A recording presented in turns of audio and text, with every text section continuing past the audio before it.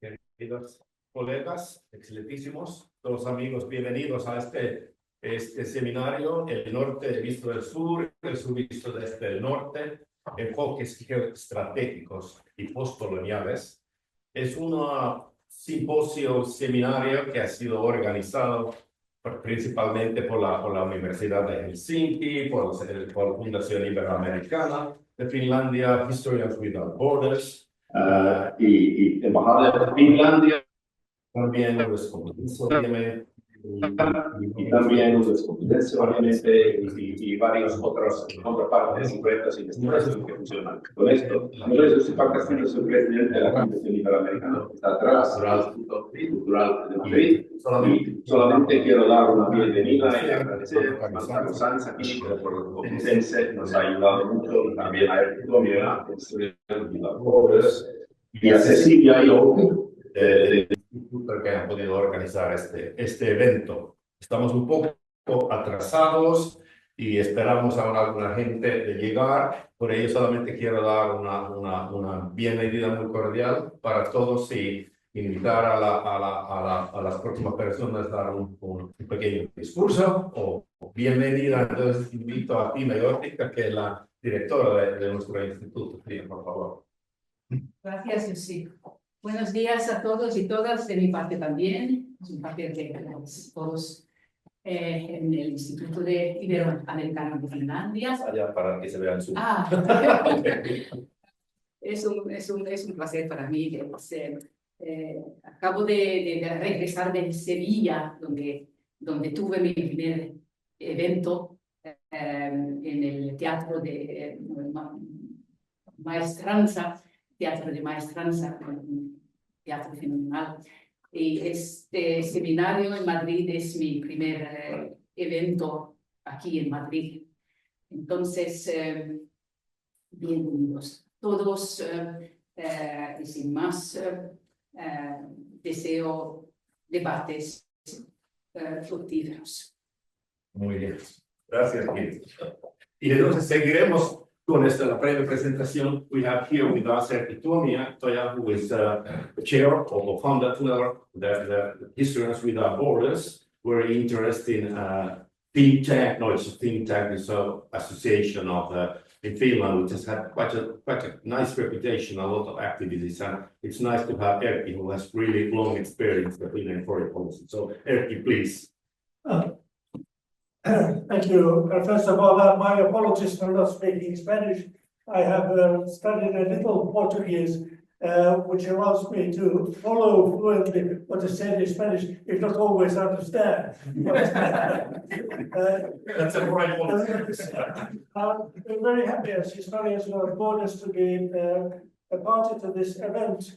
Historians Without Borders is a Finnish NGO which was founded in 2015. And in 2016, we had an international conference of historians at the University of Helsinki, where we also decided to establish the international network of Historians Without Borders. And the Finnish NGO acts as a secretariat for this network. I know that most of you are already familiar with Historians Without Borders, so I won't be using too much time on that. And anyway, you can find out more about our activities and what we have been doing at our website, historianswithoutborders.fi, where you will find out what we have done and what our plans are. Our aim is to remove the use of history, or rather the misuse and abuse of history in creating conflicts and preventing conflict resolution. And to that extent, we have had, for example, a seminar in Johannesburg, South Africa. We have had twice a meeting and brought together historians from Ukraine and Russia in Helsinki to discuss history. That was before the war started, and obviously we cannot do so while the war continues. But we have indications from both sides, both the Russian and Ukrainians, that once it again becomes possible to continue facilitating this kind of dialogue. And we are now also starting a project bringing together historians from Russia who are living in exile, in diaspora in the Nordic countries, the Baltic countries, and Europe in general. This project has been funded by the Nordic Council of Ministers, and we hope to give an impetus for future so-called Vergangenheitsbewältigung, also in Russia, together with Russian historians and historians from other countries, because Russia is obviously a very sad case today, also regarding how history has been used and misused in the conflict with Ukraine. So there is a lot of work to be done for historians without borders, and we are very happy to be able to be participating here today. Thank you. Thank you. That's it. Thank you so much. Great.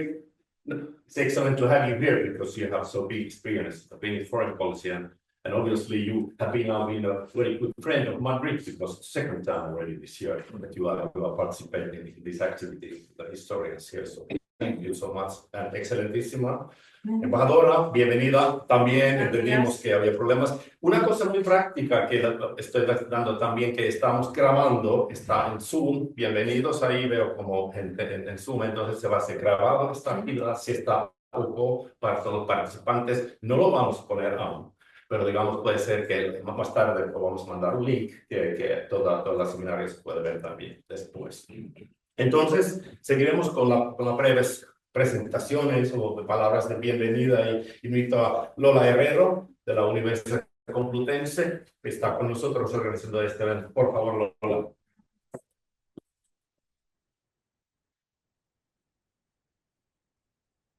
Buenos días a todos, embajadora, organizadores, participantes, colegas.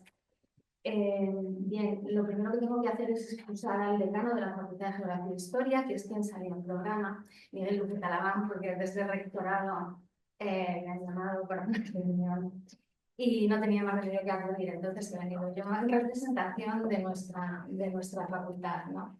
Queremos agradecer también el apoyo de la embajada a esta actividad que llevan adelante con otros organizadores, nuestros colegas complutenses, ¿no?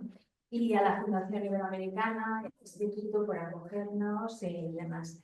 Bueno, el seminario, ya se ha hablado del título aquí, la percepción, digamos, del norte con respecto al sur y del sur con respecto al norte. Entonces nos parece especialmente interesante ese cruce de perspectivas geoestratégicas y el análisis sobre ellas, ¿no? Análisis comparado, que siempre pues se obtienen unos resultados bastante más interesantes e importantes. Esto no hace más que reflejar, y me permiten decirlo aquí, la excelencia de los investigadores en relaciones internacionales de la Facultad de Geografía e Historia, Departamento de Historia Moderna y Contemporánea. De ellos voy a destacar al profesor Carlos Sanz, que está aquí. Y la facultad quiere apoyar ese trabajo con su presencia y su excelencia, ¿no? Para finalizar, quiero felicitarles a todos por la iniciativa y al proyecto de investigación El poder y la influencia de España en Europa, un análisis histórico de nuestros compañeros, y al profesor Carlos Sanz por la obtención de la cátedra de Jean Monnet, que no he tenido ocasión de decírselo, y el decano me pide que transmita. Muchas gracias y buena jornada. Bueno, muchas gracias. Excelente. Como sabemos que esta Fundación Iberoamericana, al empezar en 96, 97, tenía un apoyo grande y cooperación con Complutense, que queremos seguir. Tenemos una relación especial con la Universidad Complutense, que este instituto que es cultural, pero también tenemos la parte de académica y nosotros. Y ahorita otra contraparte muy importante aquí, obviamente, la Embajada de Finlandia, y por suerte Sari pudo llegar, Ari, nuestra excelentísima embajadora, que ha apoyado en muchas actividades. Entonces invito a Sari a dar sus palabras de bienvenida también. Por favor. Buenos días, creo que quizá lo hago en inglés porque no todos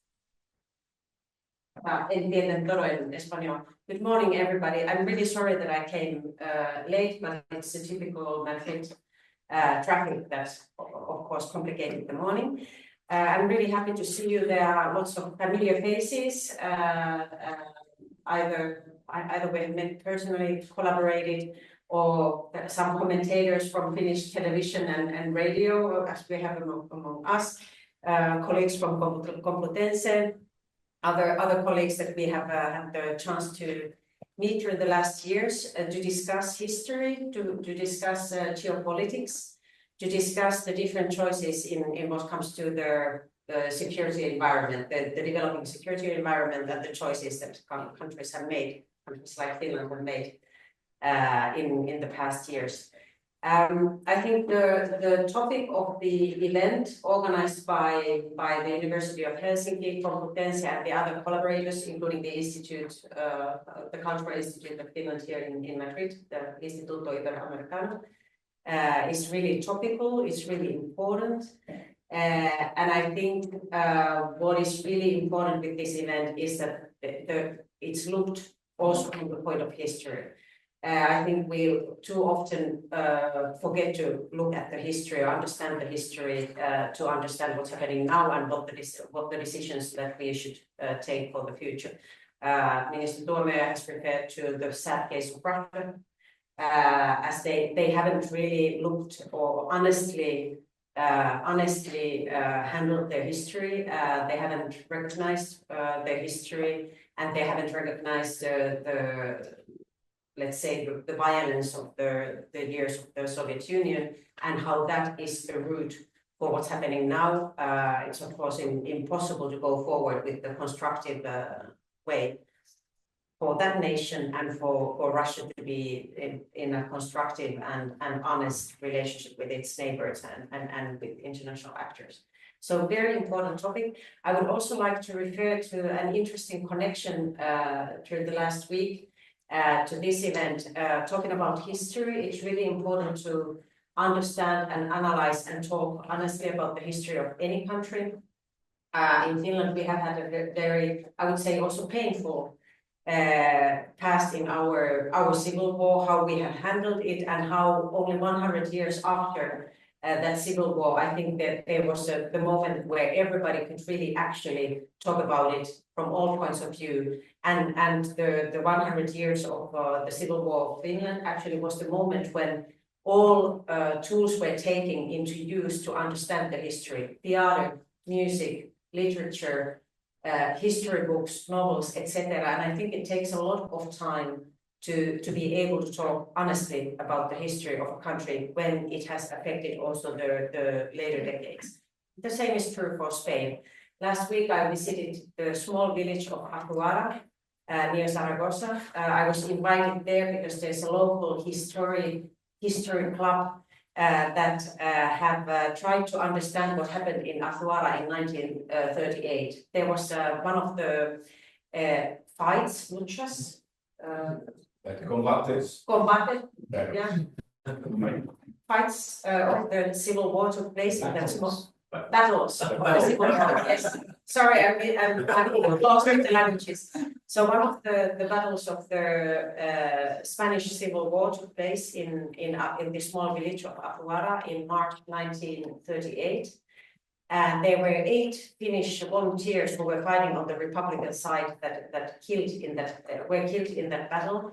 And the local history activists or local history volunteers had wanted to find out why were these people there. They were not only Finns, there were also Canadians, US citizens from all over the world, but they wanted to find out the history of these 8 Finnish people killed in that fight, in that battle.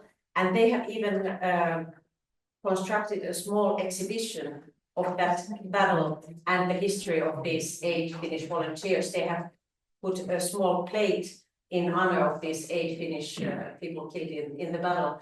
And I think that's also a sign of the fact that in that village they have been able to look back in to their history and it might be painful because of course there are always at least 2 sides to a conflict.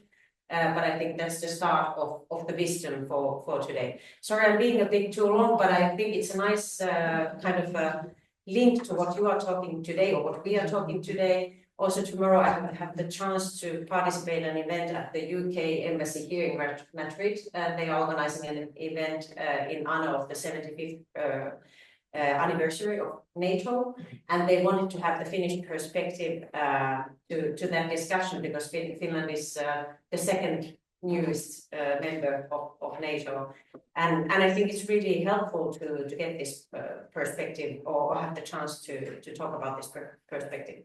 Also, when we look at the interest in Spain towards Finland's and NATO's decisions in the last 2 years in applying NATO membership, they have really been the center of attention, especially in spring 22, but also after that when we joined NATO.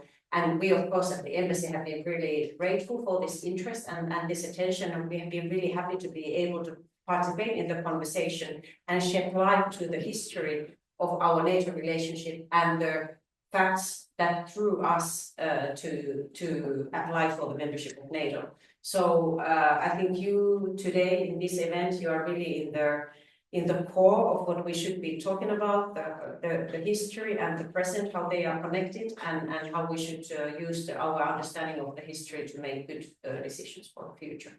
I'm also really happy for this ability to connect academic world with the world of decision making and real life relationship building, and to thank you for having the embassy with you, and thanks to Tiina for hosting us here. I think you have already met Pasi Kokkonen from our embassy. We're really happy to be here, and I will also be really happy to comment later on your interventions. Thank you. Thank you. Thank you, Sarah, for the very interesting voice you took here. Remember the anecdote just saying about the Spanish Civil War. We know that there were quite a lot of volunteers participating from all the countries in the Spanish Civil War. From Finland, there were 15 persons fighting in the troops of Franco, and 225 in the troops of the Republicans. In many books, for example, the story has been told. Yeah. Okay. So we decided to go on immediately with quite a minimalist way. Es decir, no vamos a poner aquí, sino que cada uno viene a hablar aquí y Carlos, que va a moderar la sesión, va a organizar como yo, así moviendo de lugar a otro, el que habla aquí, que también estamos en Zoom. Entonces invito a Carlos y a Peter o Carlos, como quieran hacerlo, y vamos a tratar de poner aquí la pantalla. Y sí, Peter, por favor, y Carlos, que sigue moderando, por favor. Muy bien, muchas gracias, Yusi. Buenos días, muy contento de saludar en finés. Gracias a todos por estar aquí, también a los que están en Zoom. Y sin más, vamos a pasar a un panel muy interesante con 4 voces muy autorizadas para hablar sobre los cambios en la geoestrategia europea visto desde los países nórdicos. Los países nórdicos en la OTAN. Y en primer lugar voy a presentar a nuestro primer panelista, que es el profesor Peter Stadius. Peter Stadius es profesor de estudios nórdicos y director del Centro de Estudios Nórdicos. Tiene un doctorado en historia. ¿Estás ahí bien? Es doctor en historia y sus intereses de investigación incluyen estudios de imagen en la región nórdica, tanto desde la perspectiva histórica de larga duración como en el contexto de las prácticas de marca actuales o marca país, podríamos decir. Recientemente, además, investiga regionalismos y panismos, minorías y políticas de identidad en la región nórdica. Como docente universitario en estudios nórdicos y en su posición actual, también ha desarrollado temas relacionados con la historia cultural del bienestar nórdico y las dinámicas de cooperación en la región nórdica. Pues, Peter, es un placer tenerte aquí. Creo que ocupas tú el estado y yo voy sentándome. Gracias. Muchas gracias, Carlos, y buenos días a todos. Y desde aquí. Entonces, vamos a hablar mucho sobre Finlandia hoy y luego mucho más sobre España. Y mi intención es traer la dimensión de la cooperación nórdica. Como ambos, Finlandia y Suecia, son nuevos miembros de la OTAN. Y también la pregunta que tengo aquí apuntado si va a cambiar la cooperación entre los países nórdicos o no. Entonces, hablaré un poco de la historia, porque es bastante bien, pero también de aspectos de hoy. Entonces, ahora hay mucho entusiasmo en Finlandia y Suecia en los entornos de la cooperación nórdica, porque por fin todos los 5 países estamos en la misma alianza militar. Y de hecho, eso nunca ha sido el caso, nunca antes, desde que comenzó esta fraternidad, idea de una identidad común escandinava, luego que se llama cooperación nórdica, que empieza en los años 1830, 40, y luego con las guerras de Dinamarca en los ducados alemanes en el sur, hubo la gran oportunidad de solidaridad militar y alianza entre Suecia, Noruega y Dinamarca, pero eso no se materializó. Y desde entonces siempre ha sido esto de que, ¿qué tal si los países nórdicos se juntasen? Porque todos los 5 son poderes pequeños, países pequeños, Dinamarca, Suecia con un pasado más grande, pero después de las guerras napoleónicas reducidas a poderes menores. Entonces, tenemos Dinamarca, Noruega e Islandia, que fueron entre los miembros fundadores de la OTAN en 1949. Islandia, curiosamente, como tal vez conocéis, no tiene ejército. Creo que es el único junto con Costa Rica que tiene, no sé, sí, por lo menos Costa Rica es bien. Islandia es un caso muy especial en ese sentido también, aunque no han tenido un ejército, han tenido 2 guerras contra el Reino Unido. Y si se pregunta a los islandeses, incluso dicen que lo han ganado ambos. Son las guerras de bacalao. El primero en el comienzo de los años 60 y el segundo en los años 70. Entonces, tenemos la dinámica entre los países nórdicos, los 5 países, y luego el gran poder de Estados Unidos en la OTAN, y también la geografía, digamos, del núcleo nórdico, y luego la cuestión de Islandia y sobre todo de Groenlandia. Groenlandia se dice en castellano. Groenlandia. Groenlandia, en sueco o español. Entonces, Finlandia, Suecia, Noruega, Dinamarca propio es la región nórdica del mar Báltico, del mar del Norte, pero Islandia y Groenlandia ya es territorialmente zona de interés de Estados Unidos y se ve cómo NATO ha sido presente.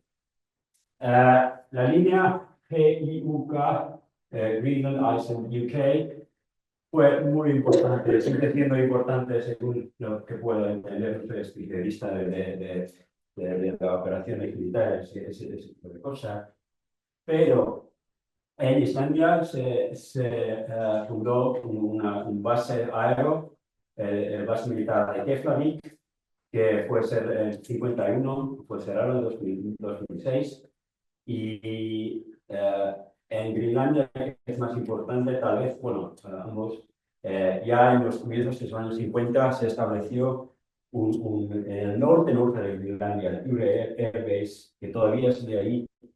Y eso fue una acción bastante proactiva de Estados Unidos, que incluso hicieron un acuerdo con un embajador sin que el Parlamento danés, y todo ha estado como súper secreto cuando se hizo en los años 50. Entonces, incluso Estados Unidos intentó a comprar a Finlandia en 1947. Y porque Estados Unidos había comprado Dinamarca antes, en 1918-16, su colonia del Caribe. Entonces, Finlandia con los Estados Unidos ya es tierra suya casi. Noruega y Dinamarca eligieron esta forma por la experiencia de la Segunda Guerra Mundial. Y desarrollaron una manera de ser, un modo nórdico de estar dentro de la OTAN, de no tropas, con la excepción de Keflavik, y no a armas nucleares, y no invertir tanto en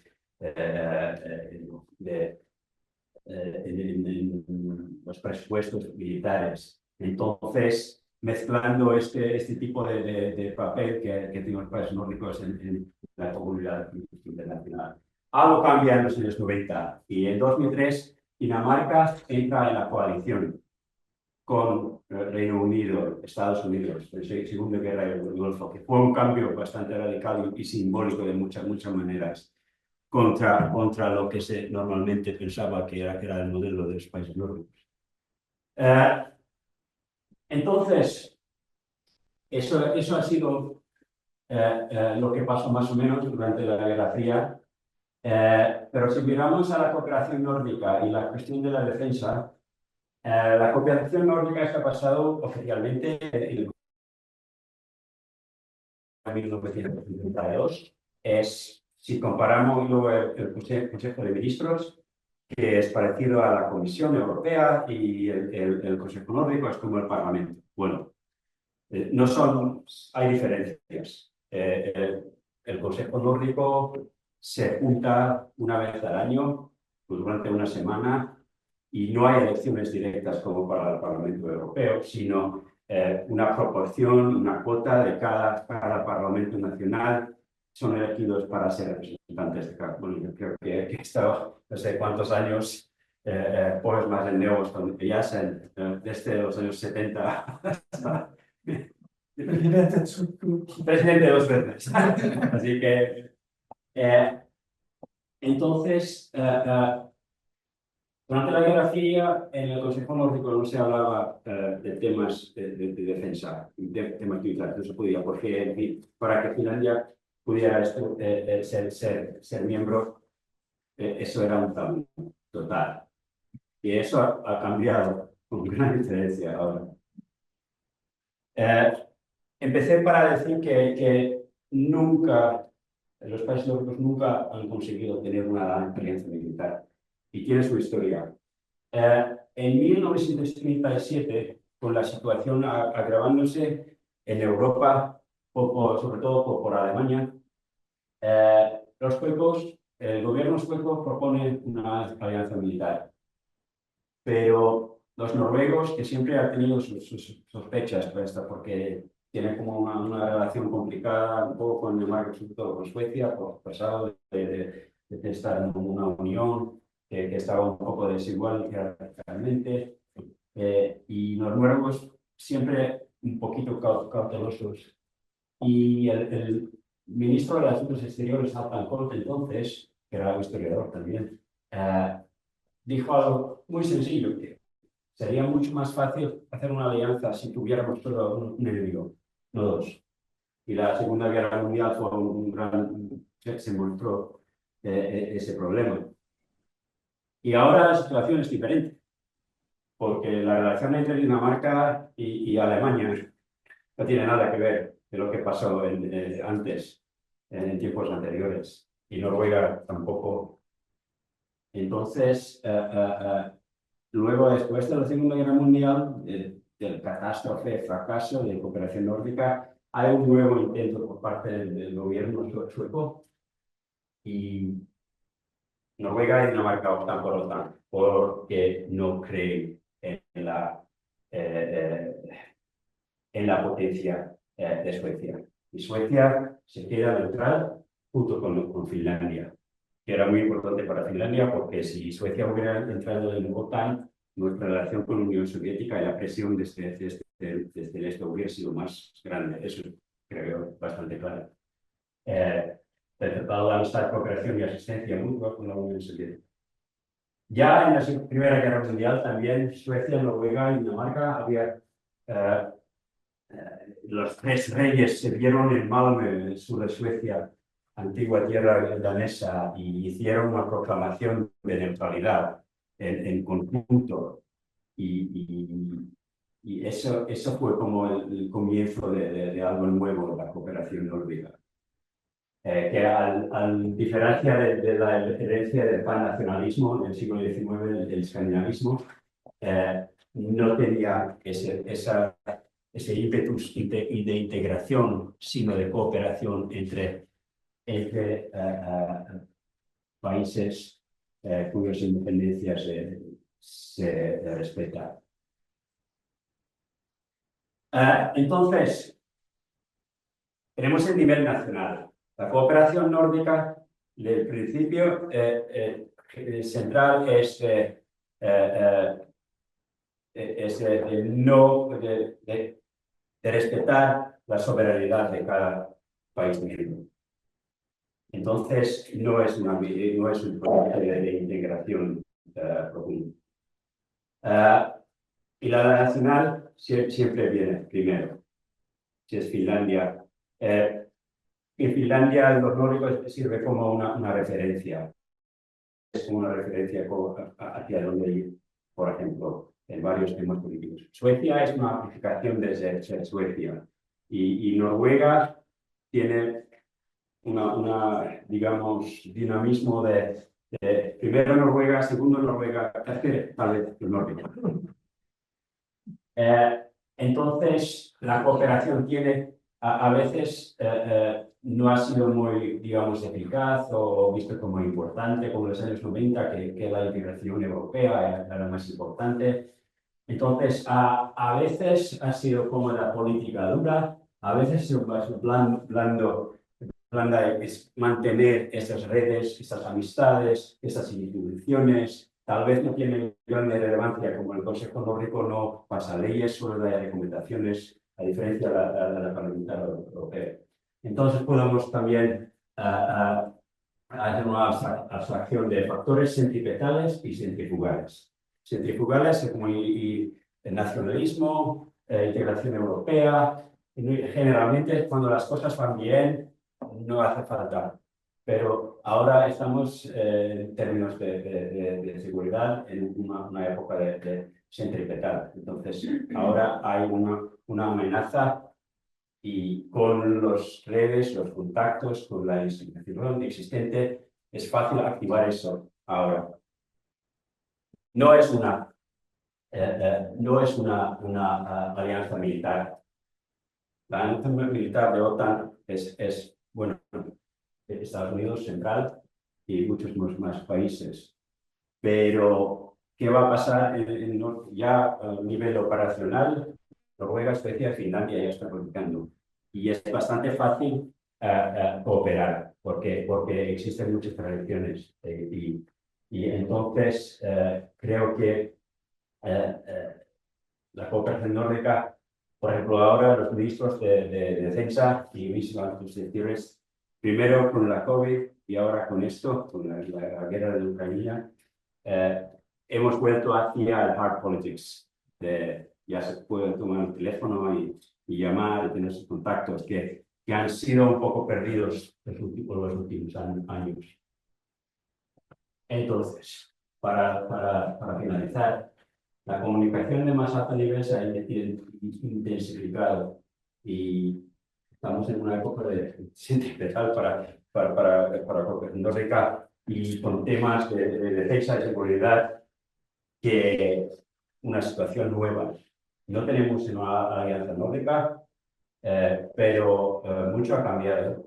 Y también, un poco provocativo también, ¿qué ha pasado con toda esa identidad de promover la paz en el mundo, en los países nórdicos, que ahora cuando sigues al debate político y social en general, mucho más sobre armas que te puedan entrar, que Finlandia ha sido tan listo que no acabó con las minas y tiene un montón de cañones.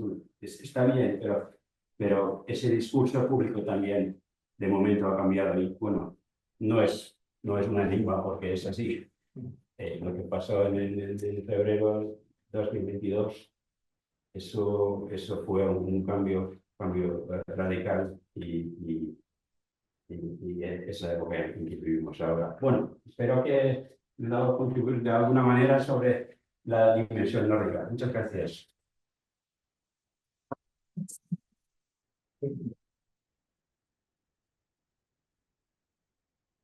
Muchas gracias, Berta, porque nos has introducido perfectamente en el tema del panel y además, bueno, pensamos en intervenciones breves, que dejen mucho espacio luego para el debate, el intercambio. Así que, sin más, voy a presentar a nuestro siguiente panelista, que es el profesor que es catedrático de Estudios Regionales y Culturales en la Universidad de Helsinki. El profesor Pakasveta tiene una larga experiencia en la investigación en la historia, la cultura y la política de América Latina y en las teorías del nacionalismo. Fue presidente de CEISAL, el Consejo Europeo para la Investigación Social de América Latina, de 2016 a 2019, y en sus últimos proyectos de investigación ha analizado las relaciones entre Finlandia y Rusia y entre los países nórdicos y España durante la Guerra Fría.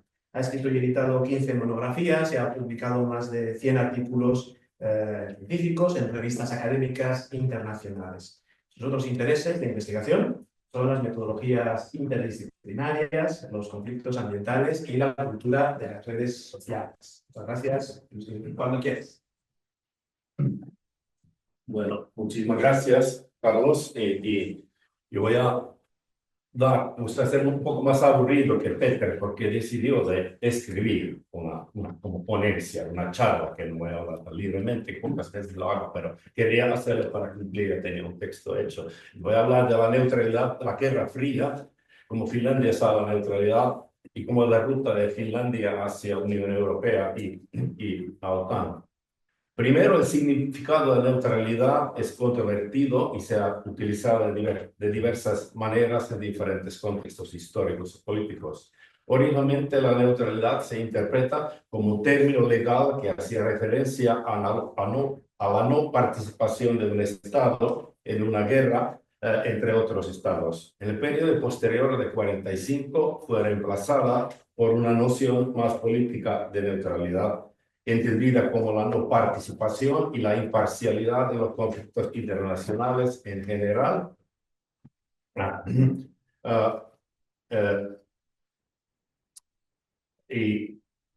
los conflictos entre Oriente y Occidente en particular. En lugar de la no participación entre los conflictos, pasó a referirse a la no participación en alianzas militares. Por lo tanto, en el marco de la Guerra Fría, modificó el concepto y adquirió un nuevo significado como orientación de política exterior en tiempos de paz. Esas orientaciones fueron el resultado de diferentes compromisos y, en consecuencia, hubo varios modelos de neutralidad. La interpretación finlandesa de la neutralidad difiere de la interpretación internacional predominante de la neutralidad como no alineamiento militar. El resumen del caso finlandés es único y lleno de matices. La política de neutralidad finlandesa estaba estrechamente relacionado con el Tratado de Amistad, Cooperación y Asistencia Mutua con la Unión Soviética, que constituyó la base de relaciones bilaterales entre 1948 y 92. Esto creó una tradición peculiar de combinar el Tratado Soviético con la neutralidad. Por un lado, la neutralidad se representaba como una virtud, pero por otro lado se promovía por necesidad. Finlandia siguió la política de neutralidad para mantener su independencia y evitar verse envuelta en conflictos entre los bloques oriental y occidental. Gracias a una hábil diplomacia y políticas de bienestar social, Finlandia logró convertirse en 1955 en el miembro del Consejo Nórdico, como Peter acaba de explicar, y también de las Naciones Unidas. Entonces, la neutralidad finlandesa recibió su bendición ese momento. Y también establecer relaciones más fuertes con Occidente. Sin embargo, la neutralidad finlandesa era a veces prácticamente vulnerable y dudosa a los ojos de ambos bloques en estos sentidos. Una cosa interesante, si veamos el cambio que no voy a analizar aquí, que todo me va a explicar más bien la entrada de Finlandia OTAN, pero es interesante ver cómo después de la invasión de Ucrania, las actitudes y opiniones de los finlandeses sobre la membresía OTAN cambiaron drásticamente. Antes de esto, las opiniones nacionales sobre la cuestión habían permanecido divididas desde el diseño de 1990 En general, solo una cuarta parte de la población había mostrado en las encuestas su apoyo a la adhesión a la OTAN. En mayo 22, casi 70-80% según las encuestas, apoyaba a la membresía. Entonces hay una cosa muy interesante que está pasando, que tiene que ver también, de cierta forma, militarización y secularización de la sociedad en todo el mundo, después de esta guerra y otras guerras que tenemos. Al unirse a la Unión Europea, en 95 la política exterior finlandesa adquiere un nuevo término, la opción de la OTAN. Tenía la opción de ir a la OTAN.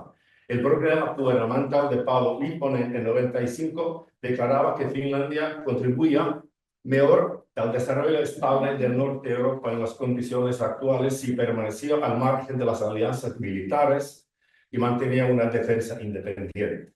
Las palabras en las condiciones imperantes se entendieron más tarde y se denominaron la opción finlandesa de OTAN. De alguna manera, Finlandia se había acercado en práctica a la OTAN ya en 92, cuando Finlandia compró 64 aviones de combate F-18 Hornet de los Estados Unidos.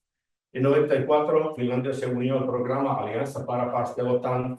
Sin embargo, la cautela en materia de la política exterior y la tradición de neutralidad se mantuvieron firmes. En 1996, justo después de la pronunciada opción de OTAN, el Consejo de Defensa de Finlandia declaró que no solicitaría la adhesión a la OTAN. Al terminar la Guerra Fría, muchos países neutrales perdieron la necesidad de promover la idea de neutralidad, y ya que prácticamente no era tan necesaria.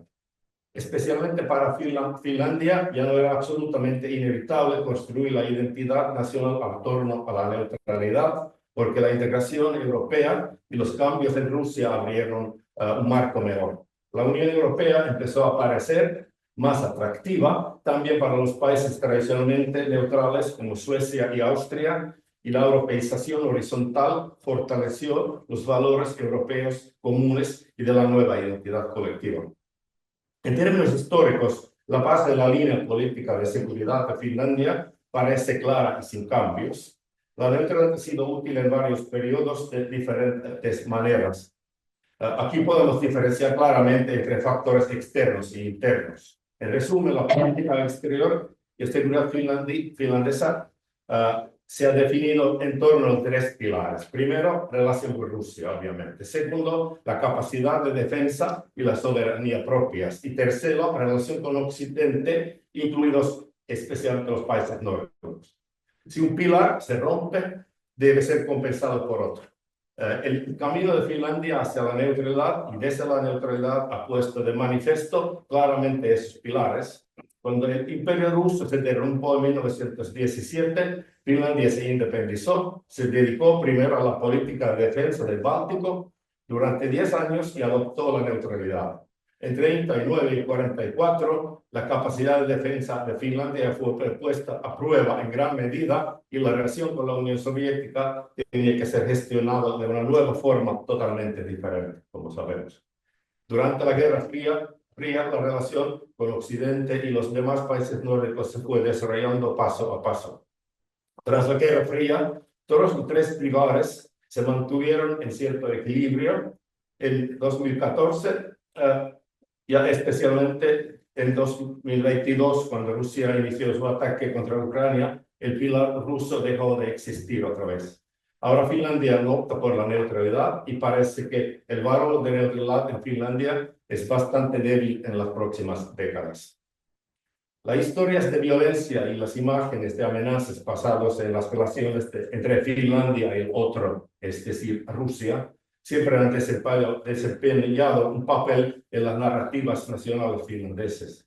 Esto pone de relieve la interpretación de la historia basada en la identidad, especialmente después de la Revolución de Octubre de 1917, la Rusia soviética ha sido la otra en lo que respecta al fortalecimiento de la internación finlandesa. La declaración de independencia de Finlandia en 1917 fue seguido por una brutal guerra civil en Finlandia entre los rojos, los trabajadores, los socialistas y los campesinos sin tierra, y los blancos, la burguesía y los terratenientes que ganaron la guerra.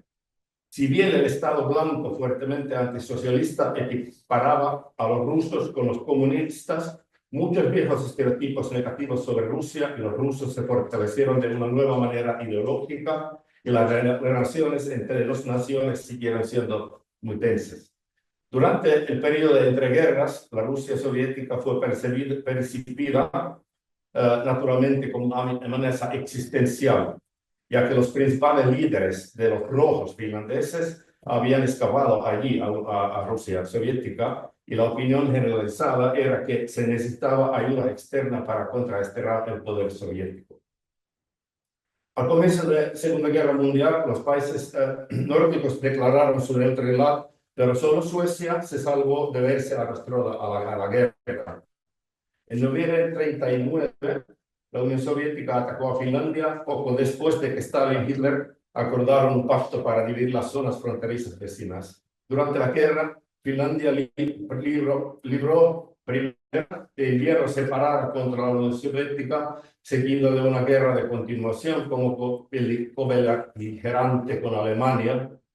Durante las guerras, los finlandeses sufrieron como 90.000 bajas, pero mataron un número mayor a los soviéticos, más de 300.000.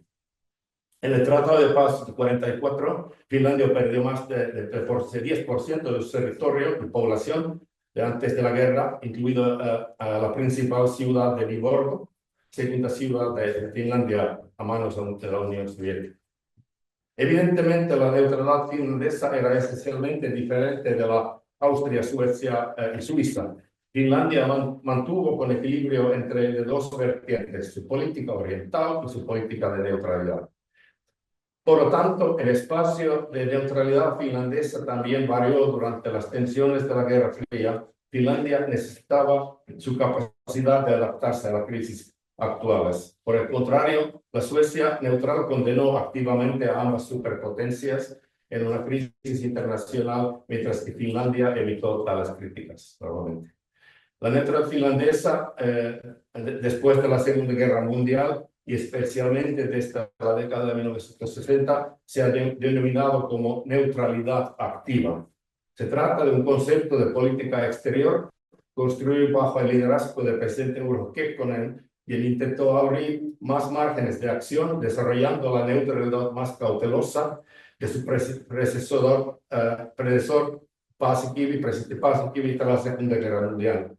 La idea de la neutralidad activa consistía en mantener la independencia finlandesa y al mismo tiempo mantener buenas relaciones y relaciones comerciales con los miembros de la OTAN y el Pacto de Varsovia.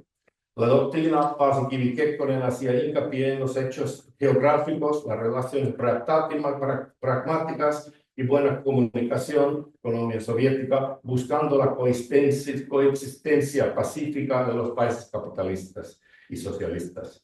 Posteriormente, esto se relaciona con la noción de finlandización, un concepto que hace referencia a la política de neutralidad, excepcionalmente problemática en las relaciones entre Finlandia y Rusia. También se ha utilizado de forma más negativa para describir Finlandia como un país capitalista fuertemente influenciado por la Unión Soviética durante la Guerra Fría. El éxito más visible de la política finlandesa de la neutralidad activa fue la Conferencia sobre la Seguridad y la Cooperación en Europa, organizada en Helsinki en 1975. De hecho, se va a cumplir 50 años el próximo año de ser la actividad.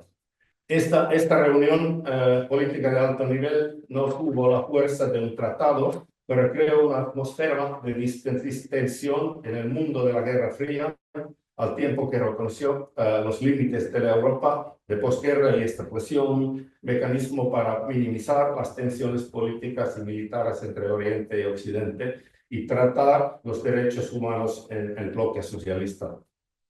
La neutralidad activa es reconocida por muchos, no solo por sus políticas comerciales prácticas y exitosas, sino también por su manera de crear seguridad y estabilidad en Finlandia y en el norte de Europa. La neutralidad activa permitió a la economía del mercado de Finlandia mantener un comercio bilateral ventajoso con la Unión Soviética y seguir el ritmo de Europa Occidental. La neutralidad activa también permitió a Finlandia participar gradualmente en la integración Europea. Sin embargo, el discurso de la neutralidad activa también se utilizó indebidamente, especialmente durante los 20 años de la presidencia de Kekkonen. Su estilo autoritario de dominar las relaciones exteriores afectó profundamente a la política nacional, ya que su omnipotente actitud de divide y vencerá silenció eficazmente a la oposición política. Dentro de Finlandia, la neutralidad activa debilitó un poco la democracia, pero en general fue un éxito que creó un margen de acción. El debate de finlandés sobre la Comunidad Europea en la década de 90 estuvo precedido por las decisiones con los otros dos países neutrales, Austria 89 y Suecia 90, de unirse a la Comunidad Europea. El anuncio de Suecia sorprendió a los responsables de la forma responsables de la toma de decisiones finlandeses que no habían sido informados de antemano al respecto como se esperaba. Esto creo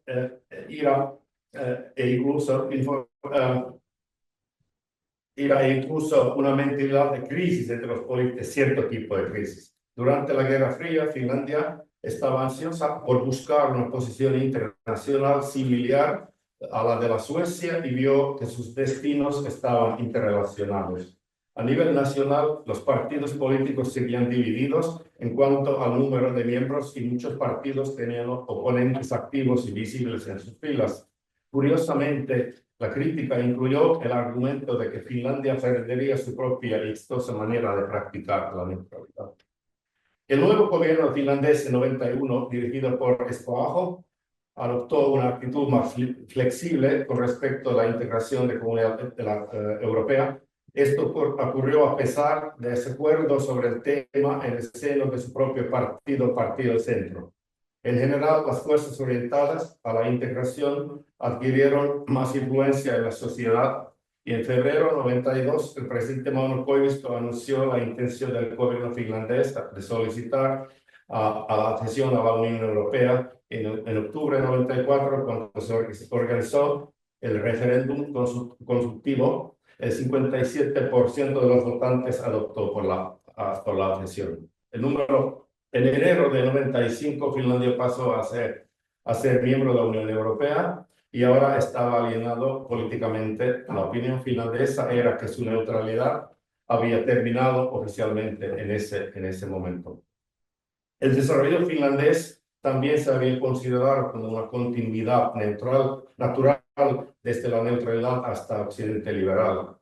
El paradigma político finlandés de la Unión Europea tiene muchas características con respecto a épocas anteriores. Se lo ha descrito como pragmático, cooperativo y constructivo. En la Unión Europea, Finlandia se centraba en los aspectos centrales de la toma de decisiones y era más integracionista y adaptativa que sus homólogos nórdicos. Suecia o Dinamarca. Como la mayoría de los Estados miembros de la Unión Europea también eran miembros de la OTAN, la política de no alienación planteaba un dilema. A Finlandia y Suecia les preocupaba no tener una posición igual a la de los Estados miembros que pertenecían a la OTAN. En medio de la década de 90, la OTAN anunció su política de puertas abiertas, pero como se priorizó la integración en la Unión Europea, cuestión de pertenencia a la OTAN no se consideró de actualidad en el debate finlandés. En la Europa posterior a la Guerra Fría, la OTAN estuvo relacionada con gestión de crisis y se hizo hincapié en su papel en la cooperación amplia e integral en materia de seguridad. En segundo lugar, se consideró que el grupo de referencia formado por países de Europa del Este no era adecuado para Finlandia, que se posicionaba como país nórdico o occidental. A pesar de ello, tanto Suecia como Finlandia declararon su voluntad de cooperar ampliamente con la OTAN. A la pertenencia de la Unión Europea también tuvo varias implicaciones positivas para Finlandia, y ya que se estaba recuperando de la profunda represión económica en 92, por lo tanto, para muchos la razón principal para unirse a la Unión Europea era la económica. Por diversas razones, Finlandia y Suecia apoyaron firmemente la política exterior y la seguridad común de la Unión Europea, y especialmente después de la crisis de Kosovo, desarrollaron las capacidades de gestión de crisis en la Unión Europea. Para los países nórdicos, seguía siendo importante que las Naciones Unidas mantuvieran firmes mandatos operativos y que representaba acuerdos normativos para amplios de la comunidad, normativos más amplios de la comunidad internacional. Finlandia solicitaba el ingreso a la OTAN poco después de la invasión de primavera 22, sabemos. La situación de seguridad cambió drásticamente y la adhesión se consideró la mejor manera de garantizar la seguridad nacional. Por lo tanto, se prefirió a la alianza en lugar de la neutralidad y la no alienación militar. Como se ha demostrado, las opiniones nacionales sobre el tema habían permanecido divididas desde los 90. En general, solo una cuarta parte de la población confirmó su apoyo a la adhesión a la OTAN. Sin embargo, el cambio de la opinión pública tras la invasión rusa era rápido. Y en mayo 22, casi 80% de la población apoya ser parte de la OTAN. Esto es interesante, ya que los argumentos a favor y en contra de la membresía durante las 4 décadas realmente habían cambiado, o por lo tanto no habían cambiado, porque la geografía estaba ahí, los mismos argumentos sinceramente existían, pero este cambio fue dramáticamente rápido. Obviamente, como se mencionó anteriormente, Finlandia de alguna manera se había adoptado a la OTAN en 92 con la compra de casas Hornet de Estados Unidos. En 94 Finlandia se unió al programa PFP de la OTAN. Sin embargo, el cuidado de la política exterior y la tradición de neutralidad se mantuvieron firmes. Y en 1996, justo después de la pronunciada opción de la OTAN, el Consejo de Defensa finlandés declaró claramente que Finlandia no solicitaría la adhesión a la OTAN. De todos modos, después de la entrada bastante rápida de Finlandia a la OTAN, en abril 23, algunos debates sobre política exterior muestran que en Finlandia existe desde hace mucho tiempo una oposición anti-no alienadora, es decir, de fuerte orientación occidental. Por ejemplo, el principal periódico finlandés, Helsingin Sanomat, informó sobre cómo Finlandia se convirtió en miembro de la OTAN como resultado de décadas de trabajo de sus partidarios. La élite de la política exterior, compuesta por funcionarios públicos, soldados y expertos en la política de seguridad, se mostró mayoritariamente en favor de la adhesión a Finlandia ya de la década 2000. En opinión de muchos partidarios de la OTAN, Finlandia podría haberse renunciado a la neutralidad ya en la década de 1990, ya que las relaciones con Rusia probablemente se habrían mantenido bastante buenas. Según muchas personas, la prolongación de la solicitud de la OTAN dio a Rusia una señal equivocada de que Finlandia era su aliado eterno. Por un lado, para muchos finlandeses, la exposición de OTAN en el norte parecía una provocación innecesaria. La tradición finlandesa de neutralidad activa seguía siendo la corriente dominante y gozaba de un amplio apoyo. También había otra razón. La OTAN se consideraba una amenaza importante para Rusia. En 94, Finlandia se unió a los programas de defensa de la OTAN. Rusia participó, de hecho, en esos programas. Por otro lado, la relación con la OTAN se promovió en muchos lugares de muchas maneras. Finlandia participó en las operaciones de gestión de crisis en los Balcanes. Tras los ataques terroristas del 2001, Finlandia se unió a la operación en Afganistán, dirigido por la OTAN desde 2003. Las fuerzas de defensa finlandesas buscaron redes, experiencia y posibilidades para disponer de las mejores armas occidentales. Sin embargo, la guerra de Irak enfrió temporalmente las relaciones entre Finlandia y los Estados Unidos. Además, la política de seguridad basada en la Unión Europea frenó durante mucho tiempo la adhesión a la OTAN. También es vital de entender que en el 2004 la entrada de la OTAN de varias naciones de Europa del Este, incluyendo los estados bálticos, fue vista desde la perspectiva de Finlandia como un grupo de referencia equivocado. El grupo de referencia adecuado para Finlandia era Suecia y los países del antiguo Pacto de Varsovia. Si la ruta sueca hacia la OTAN ha sido descrita como alianza secreta, La relación entre Suecia y Finlandia en materia de política exterior también pareció pronunciarse a partir de 2022 abiertamente como una alianza oculta. Y si parte de la élite política de Finlandia era muy crítica con los Estados Unidos y aún quería entender a Rusia, al menos desde el punto de vista de la política exterior y económica, la mayoría de los finlandeses, la mayoría de los oficiales militares de alto rango veían a Rusia como una amenaza directa. Ya en 2008, cuando Rusia invadió Georgia, el ministro de Asuntos Exteriores pro-occidental y partidario de OTAN, Alexander Stubb, ahora presidente de la República, vio la guerra como un punto de inflexión que muestra que Rusia tiene tanto el deseo como la capacidad de usar la fuerza armada como una herramienta contra sus vecinos. Stubb afirmó que había motivos sólidos para reconsiderar la adhesión de Finlandia a la OTAN, pero tampoco sugirió empezar precipitadamente. Y las encuestas de opinión pública aún mostraron que la opción de ir a OTAN no gozó de gran popularidad en Finlandia en ese momento. Al final, la solución financiera de OTAN en el marzo de 2022 fue aprobada por el Parlamento casi unánimemente. Si bien se discutieron varios informes de política exterior y de la seguridad que contiene la opción de OTAN, también había voces críticas que argumentaron que varios aspectos problemáticos no se analizaron y discutieron en detalle el proceso demasiado acelerado. A pesar de los argumentos críticos, la decisión finlandesa de ser parte de OTAN en 22 reflejó la esencia de la política exterior finlandesa. Una vez más, como tantas veces en la historia anterior, la decisión se basó en una tradición realista y un amplio consenso, en contraste con la política de Suecia, que se basa más en la identidad.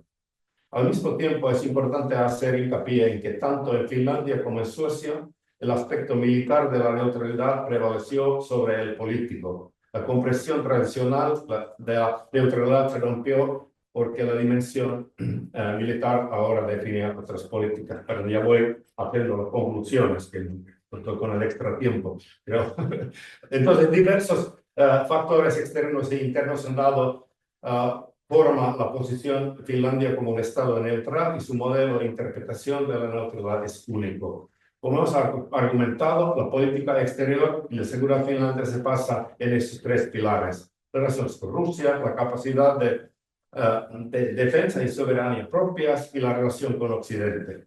Evidentemente, este sistema se define por la geografía, se basa en una tradición realista y en términos históricos cuenta con un amplio consenso.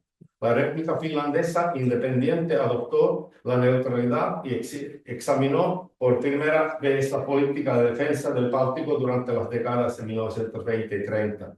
Durante la Guerra Fría, a pesar de la mirada controladora de los soviéticos, el Occidente y los demás países nórdicos se desarrollaron activamente.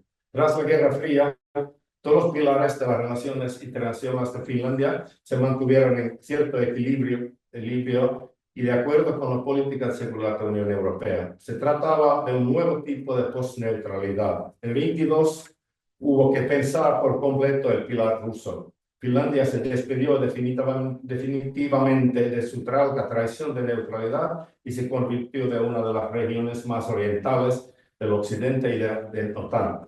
La neutralidad tradicional se rompió porque la dimensión militar de repente definió y se superpuso completamente a otros aspectos.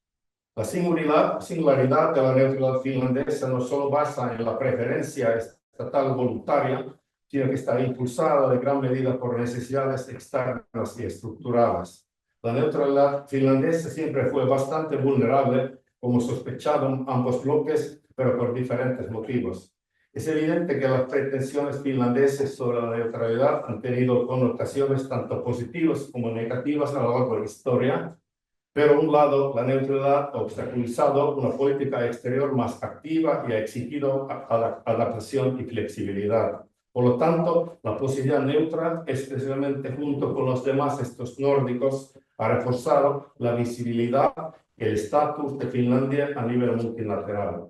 Si bien el significado de la norma de neutralidad ha evolucionado, ha dejado ciertas huellas y continuidad en el enfoque de la política exterior finlandesa. Muchas gracias.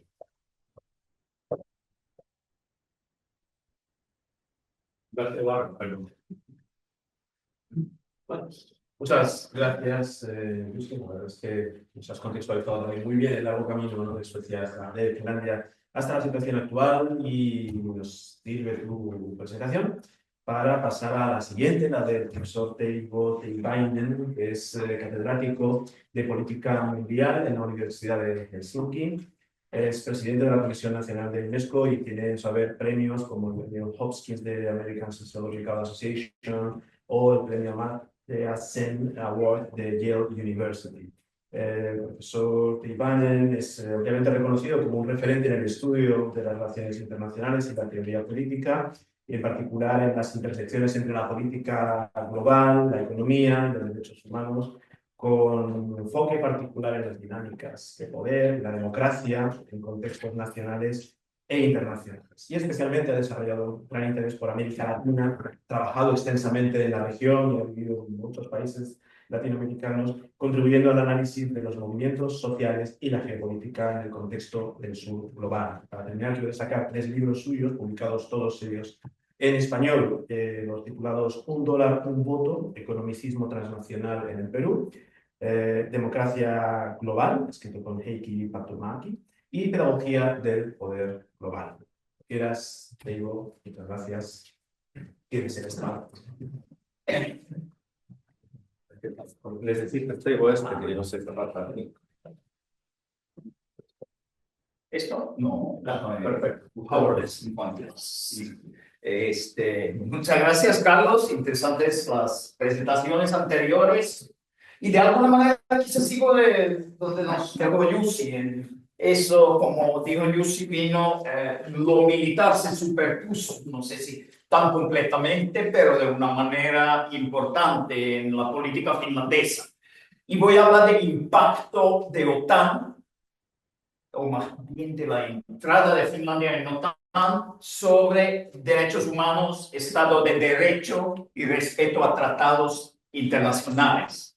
Impactos son siempre complicados porque a la vez que hablamos de impacto de OTAN en algo en Finlandia, es casi como hablar de impacto de Putin en algo de Finlandia, porque muchas veces se dice que fue Putin que fue causa de entrada de Finlandia en OTAN. Entonces, mi idea no es tanto buscar culpabilidades morales, sino ver un poco algo de causalidades y correlaciones de cómo y eso es un término que quiero introducir un poco, es porque hay un debate de lo que estaba hablando Jussi, es un poco historia también de finlandización. Finlandia flexibilizó ciertas normas en su soberanía para tener relación razonable con la Unión Soviética, entonces ahora se habla si hay una nueva finlandización en la relación con el Occidente, Estados Unidos y OTAN.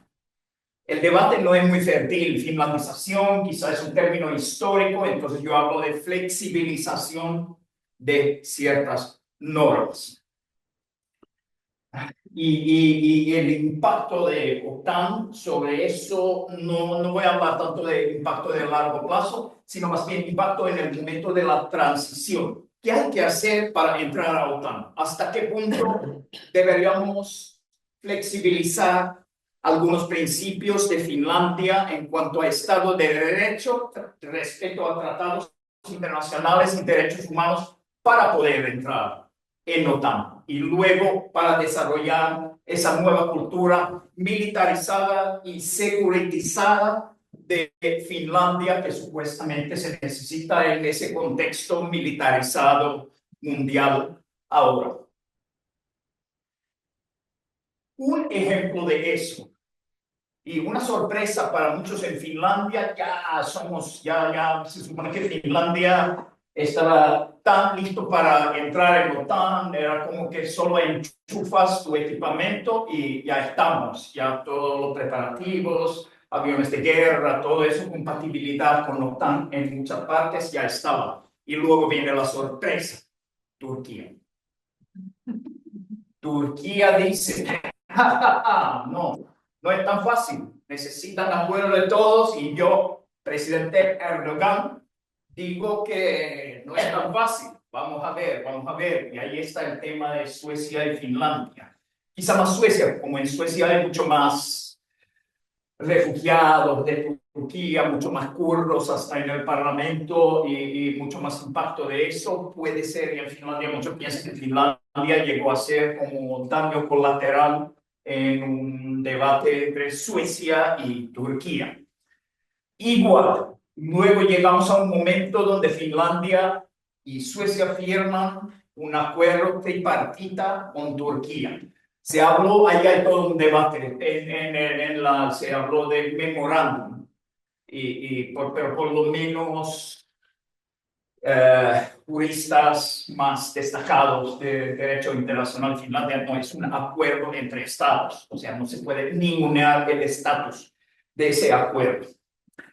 ¿Y qué significa ese acuerdo? Para usar como quizá fue uno de los instrumentos principales para entrar en la OTAN. Si no firmamos, Erdogan puede prolongar de una manera indefinida la entrada de Finlandia en la OTAN. Y como es una cuestión existencial para Finlandia entrar en la OTAN, sí o sí tenemos que entrar, flexibilizando otras cosas.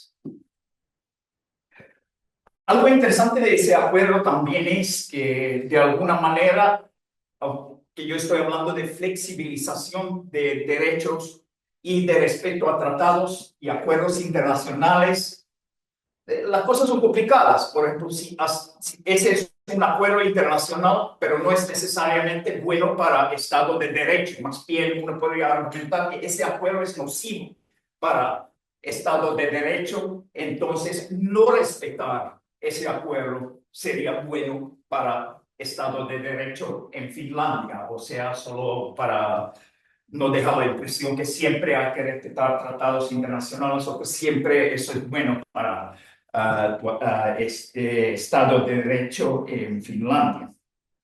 Bueno, ese acuerdo, el texto, si uno hacía una interpretación literal de lo que dice el texto, era bastante complicado. Uno de sus impactos reales fue una supresión momentánea, se puede decir. Estamos hablando de un momento de transición de libertad de expresión y especialmente libertad de protesta en Finlandia. Ejemplo, cosas como que había luego activistas, movimientos sociales que estaban protestando contra la política de Turquía. Y tenían eso que se hace en muchas manifestaciones. Hay un muñeco o foto de Erdogan, presidente de Turquía, pintan algo sobre eso o lo queman. Eso se ha hecho desde hace siempre, eso se hace en Madrid, eso se ha hecho en Finlandia y eso en sí no viola la ley.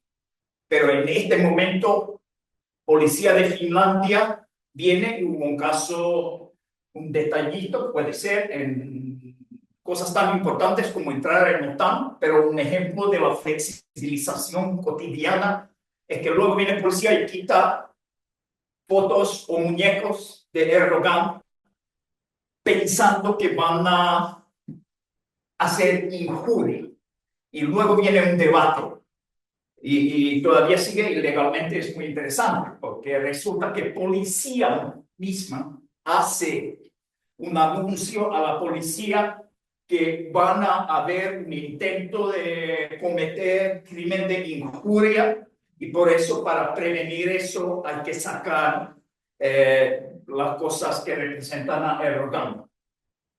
Injuria, como saben, es un delito también en Finlandia, donde el sujeto injuriado es quien tiene que iniciar los procedimientos. Entonces, legalmente quedó como en un limbo y interesante fue que alguna gente luego fue frente a la embajada de Rusia para quemar fotos de Putin. Y hasta anunciándolo, mira, voy a quemar esto y nada, nadie viene, nadie le quita, aunque supuestamente viola los derechos. La mayoría de la gente de Finlandia dice detalles, no importa, lo importante es entrar en OTAN. Y por ello hay que flexibilizar cosas así. Una vez que Erdogan haya firmado, ratificado la entrada de Finlandia, todo tranquilo. Y hasta cierto punto es eso, se exageró también algunos aspectos de ese acuerdo tripartita. Se hablaba de que ahora Finlandia va a mandar mucho refugiado político a Turquía y Erdogan va a torturar. Eso, por lo menos a escala notable, no pasó. Entonces, como siempre, los críticos, y el debate fue, los críticos de OTAN exageran y los apologistas ningunean el impacto y el precio que tenía que pagar Finlandia para entrar en OTAN. Si uno leía literalmente ese acuerdo que decía que hay que vigilar,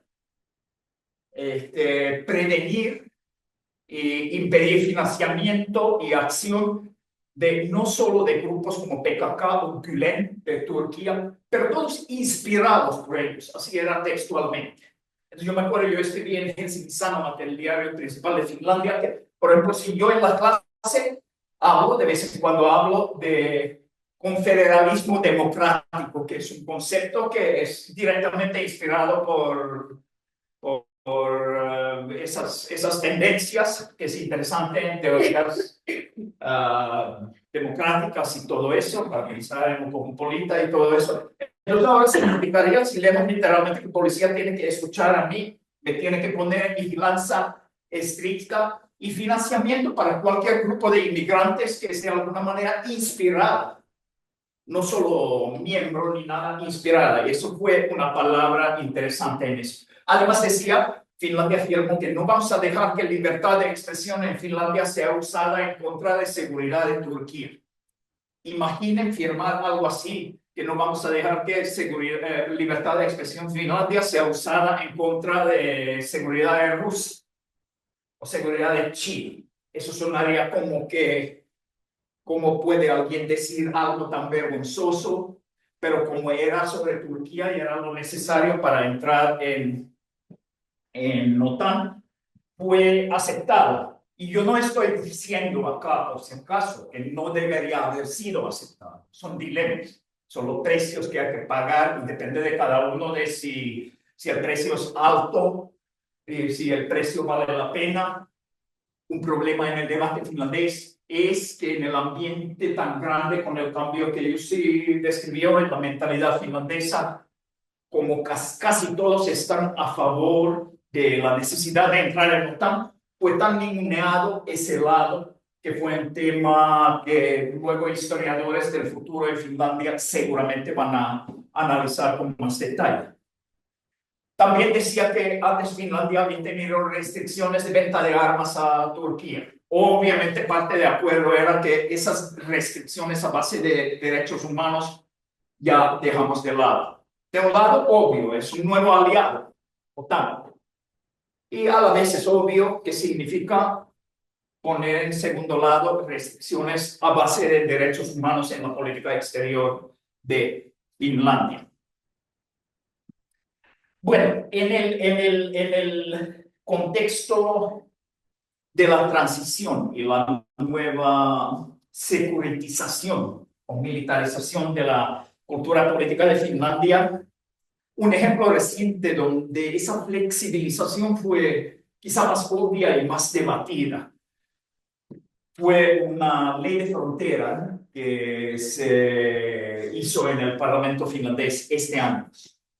Y fue un momento donde, por la necesidad de prevenir el uso de refugiados y buscadores de asilo desde la frontera con Rusia, hay que hacer una nueva ley para poder evitar que Rusia use como armamento en guerras híbridas eso de mandar, quién sabe, 10, quién sabe, 100, quién sabe, 20.000 refugiados a la frontera, y eso sería un tema de seguridad. Por eso hay que hacer una ley que abiertamente viola tratados que Finlandia ha firmado en cuanto a actitud hacia migración y derecho de buscar asilo. Y eso es un hecho que nadie niega. hasta la ministra del partido más de derecha a los partidos más de izquierda, todos dicen sí, esa ley viola obligaciones internacionales de Finlandia y esa ley sí viola tratados que Finlandia ha firmado. Pero es necesario hacer, porque se trata de una cuestión existencial para Finlandia, que es Rusia. Fue interesante porque en Finlandia tenemos el control constitucional, no tenemos corte constitucional, tenemos comité constitucional del parlamento y este control de constitucionalidad pasa por allá. Invitaron a creo que 18 expertos que suelen invitar constitucionalistas destacados, todo eso al comité para ver la constitucionalidad. Y en este caso, todos menos uno, dijeron que esa ley es anticonstitucional. Y lo de constitucionalidad allá es complicado, porque si la ley se hizo con un procedimiento que se hace para cambiar la constitución, o sea,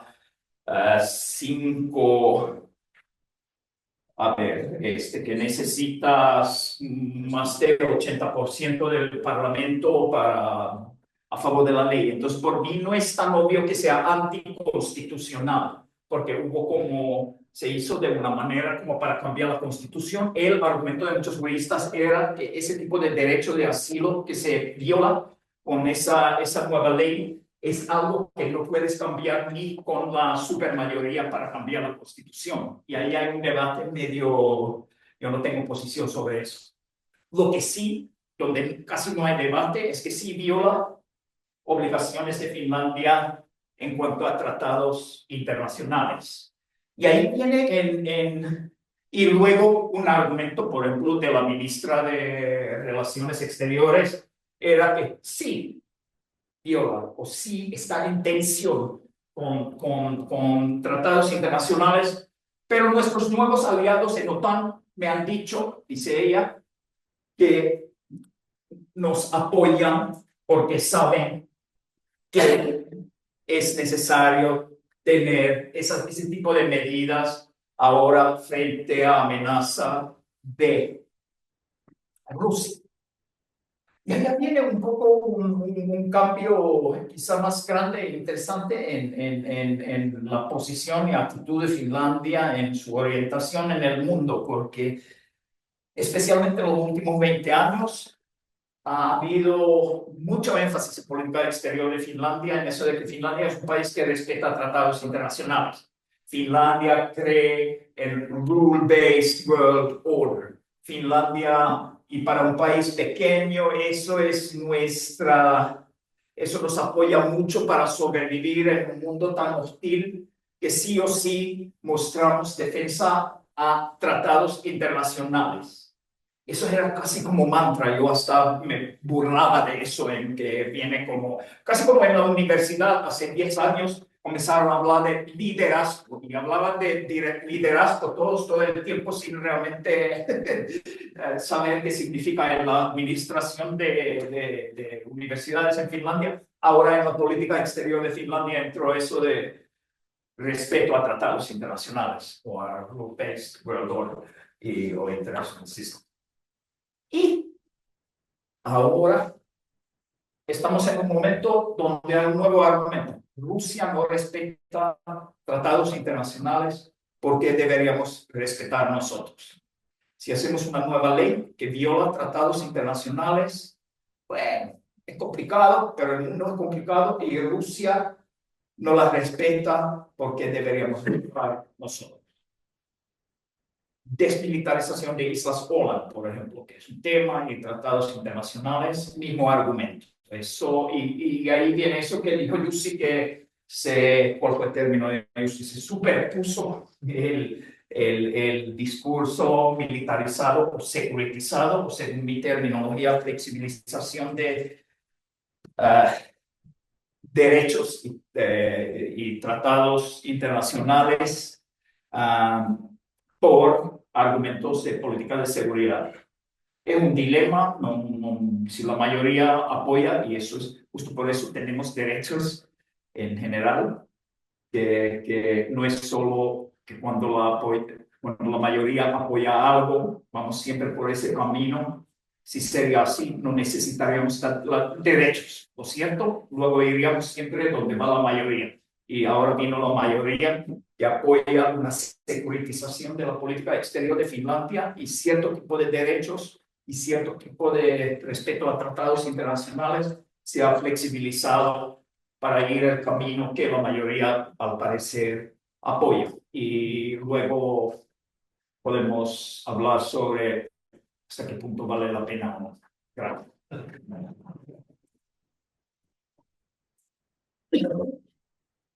Muchas gracias, Taylor. Nos has abierto unos ángulos bien interesantes para luego retomar en el debate. Y ahora voy a invitar a que puede estar nuestro último ponente. Supongo que tiene sentido que lo haga en inglés la presentación, because it's going to talk in English.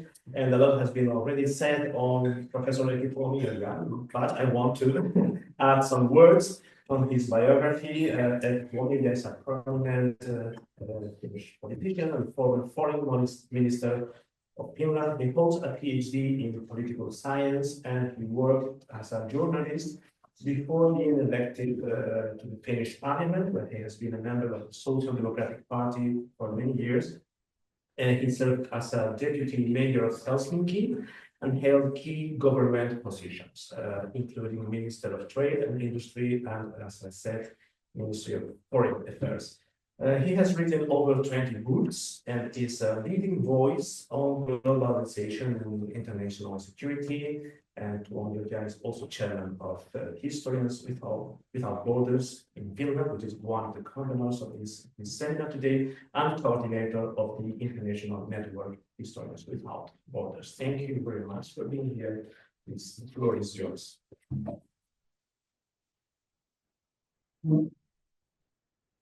Well, thank you very much. Obviously, I'm not speaking only as a historian, but also as an active participant in the events that we are discussing today. And I will begin by recalling sitting at a meeting with the Prime Minister of the Nordic, Baltic and Visegrad countries in March 2014 in Narva, Estonia, when we heard the news of the Russian invasion and occupation of the Crimea. We were all shocked and issued a declaration statement at the end of our meeting condemning the unprovoked violation of Ukrainian sovereignty and territorial integrity by Russia. But interestingly, the almost jubilant immediate reaction of one of my Nordic colleagues, non-Nordic colleagues, was, well, let them keep the Crimea if they will now leave the rest of Ukraine alone. This did not happen, of course, but it showed that there was also a geopolitical and historical reasoning in play, in addition to the legal and moral reasoning in assessing the annexation of the Crimea. And this led to wishful thinking that Russia sought, after the annexation, to cut its losses and acquires the ousting of its protege, Yanukovych, in Kyiv. Now, this assessment was obviously almost immediately shown to be wrong and was not shared by the minister's colleagues, and probably neither by himself less than 1 hour later. Since this is a closed meeting, I can reveal the name of the minister in question because he was Radek Sikorski, who is now also still, again, Minister of Foreign Affairs in Poland. But this, I think it was a very interesting reaction, immediate reaction, but it does not really show that that was his final word of the event. Of course, Russia did not leave Ukraine in peace, but intensified its operations in eastern Ukraine and started preparing for this full-scale invasion, aiming at destroying the sovereignty of Ukraine in February 2022. And while there were people also in the room in 2014 that were convinced that Putin would not reign in his imperialistic until stopped by sufficient force, this was not the case with most Europeans who thought that the sanctions approved by the EU and the West would be enough to bring Russia to heel. And Finland was no exception. Public opinion had been remarkably stable regarding our international status, and for 30 years, regularly conducted polls had shown that on average, 60% of the people were for continuing our policy of non-alignment, and 25% were in favor of joining NATO. And variations were at most plus minus 5% in either direction, showing no consistent changes as reactions to outside events, those of 2014 included. After joining the European Union in 1995, Finland did not claim to be a neutral country any longer. And even our military non-alignment was not an ideological posture, but a description of our status as not being a member of any military alliance. We had been supporters of developing defense cooperation in the EU, but did not see it as something comparable with NATO membership, or an alternative to NATO, for that matter. While wording of Article 42.7 in the Treaty of the European Union is actually more binding than NATO's Article 5. The EU is not yet a military alliance with the kind of joint military structures and plans for military operations that NATO has. With the call for more strategic autonomy for the Union, and especially also after Brexit, there is more consensual support for developing the structures for the EU to take a more demanding military crisis management operations if, for some reason, they Trump or Turkey, NATO resources were unavailable for the task.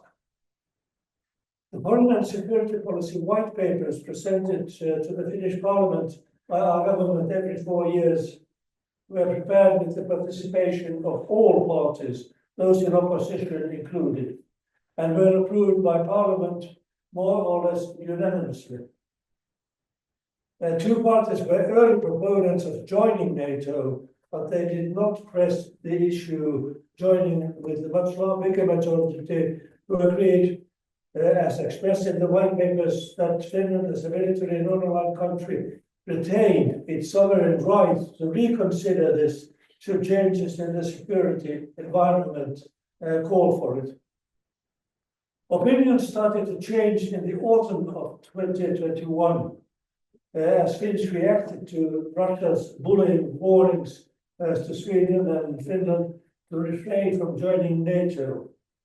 The majority was still in favor of staying out until February 2022, when almost overnight the opinion swung to favoring membership, the support of which, according to polls, grew to between 80 and 90% in the spring. The government responded by drafting a white paper which did not directly take a stand on NATO membership, but was clearly intended to gain the broadest possible consensus for joining the alliance. And in this, it succeeded, as in the end, the membership application was approved by Parliament with 184 votes for and 7 against. The majority of NATO consisted of people with at least 3 kinds of motives. Certainly, there were and are many who suddenly became concerned that Finland could be the next victim of imperialist Russian aggression. However, most of the people do not see any immediate or even necessarily any long-term military threat directed specifically towards Finland, but have come to the conclusion that the kind of very pragmatic relationship that we had with Russia, based on a sufficient amount of mutual respect and trust, was no longer possible, and that we might as well take the step of joining the larger Western community of which we have always been a part, also, if not yet earlier in a military alliance.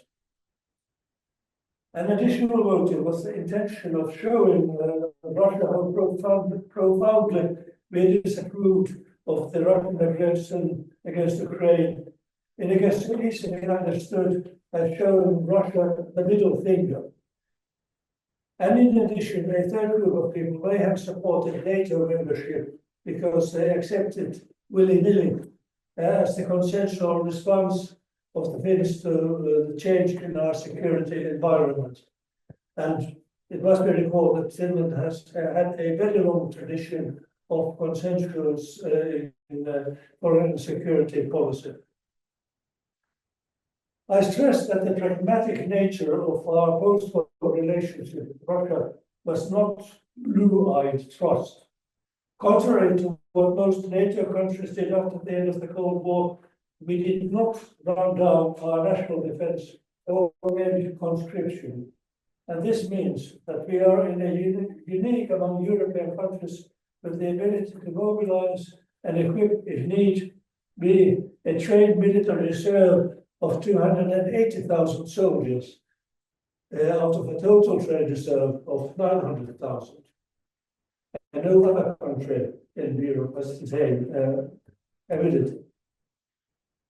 Within a few weeks after the attack on Ukraine, it became clear that Finland was going to send its application to join NATO. One can ask, was it the change of public opinion or the politicians' mindset, or maybe the media that led to this process? Whoever was the prime mover in the process is actually irrelevant for the outcome. And the important fact is that once this became clear, it also became supremely important for us to get Sweden to do the same in more or less the same timetable. A situation where only one of the two would be in NATO and the other outside would be extremely negative for both of us, even who was in and who was out. The message sent out from Finland to our Swedish colleagues was the same between governments, parliamentarians, and political parties. Finland was going to put in its application to join NATO irrespective of what Sweden was going to do, but we were also extremely anxious to see Sweden do the same. And this message was all the more credible and influential when it was also presented by those decision makers in Finland who were, at least initially very skeptical about joining NATO. And I really admit to belonging to this category myself. If the issue was difficult for some Finns, it was much more of a profound reorientation for Sweden, which since 1814 had been following a policy of neutrality, which had kept it outside of all minor and bigger wars, including the two world wars. At the end, we were relieved and satisfied to see Sweden send its application to NATO together with us. We were, of course, dismayed that the process took longer to be completed for Sweden than for us, but this is not primarily a Swedish problem, but all the more one for NATO. The fact that it took less than 1 year for our membership to be processed was due to the fact that Finland was already much more NATO compatible than some of the NATO member states. And thus there was no need for processing a NATO membership action plan for Finland and Sweden, who were welcome producers rather than as consumers of security. For us, joining NATO was a defensive move, which should not be seen as a threat towards anyone, even if Russia inevitably wants to portray it as such. We should not see Finland's accession to NATO as a 180-degree turnaround, but rather see it as a continuation of our policy seeking to prevent war and enhance common security for all.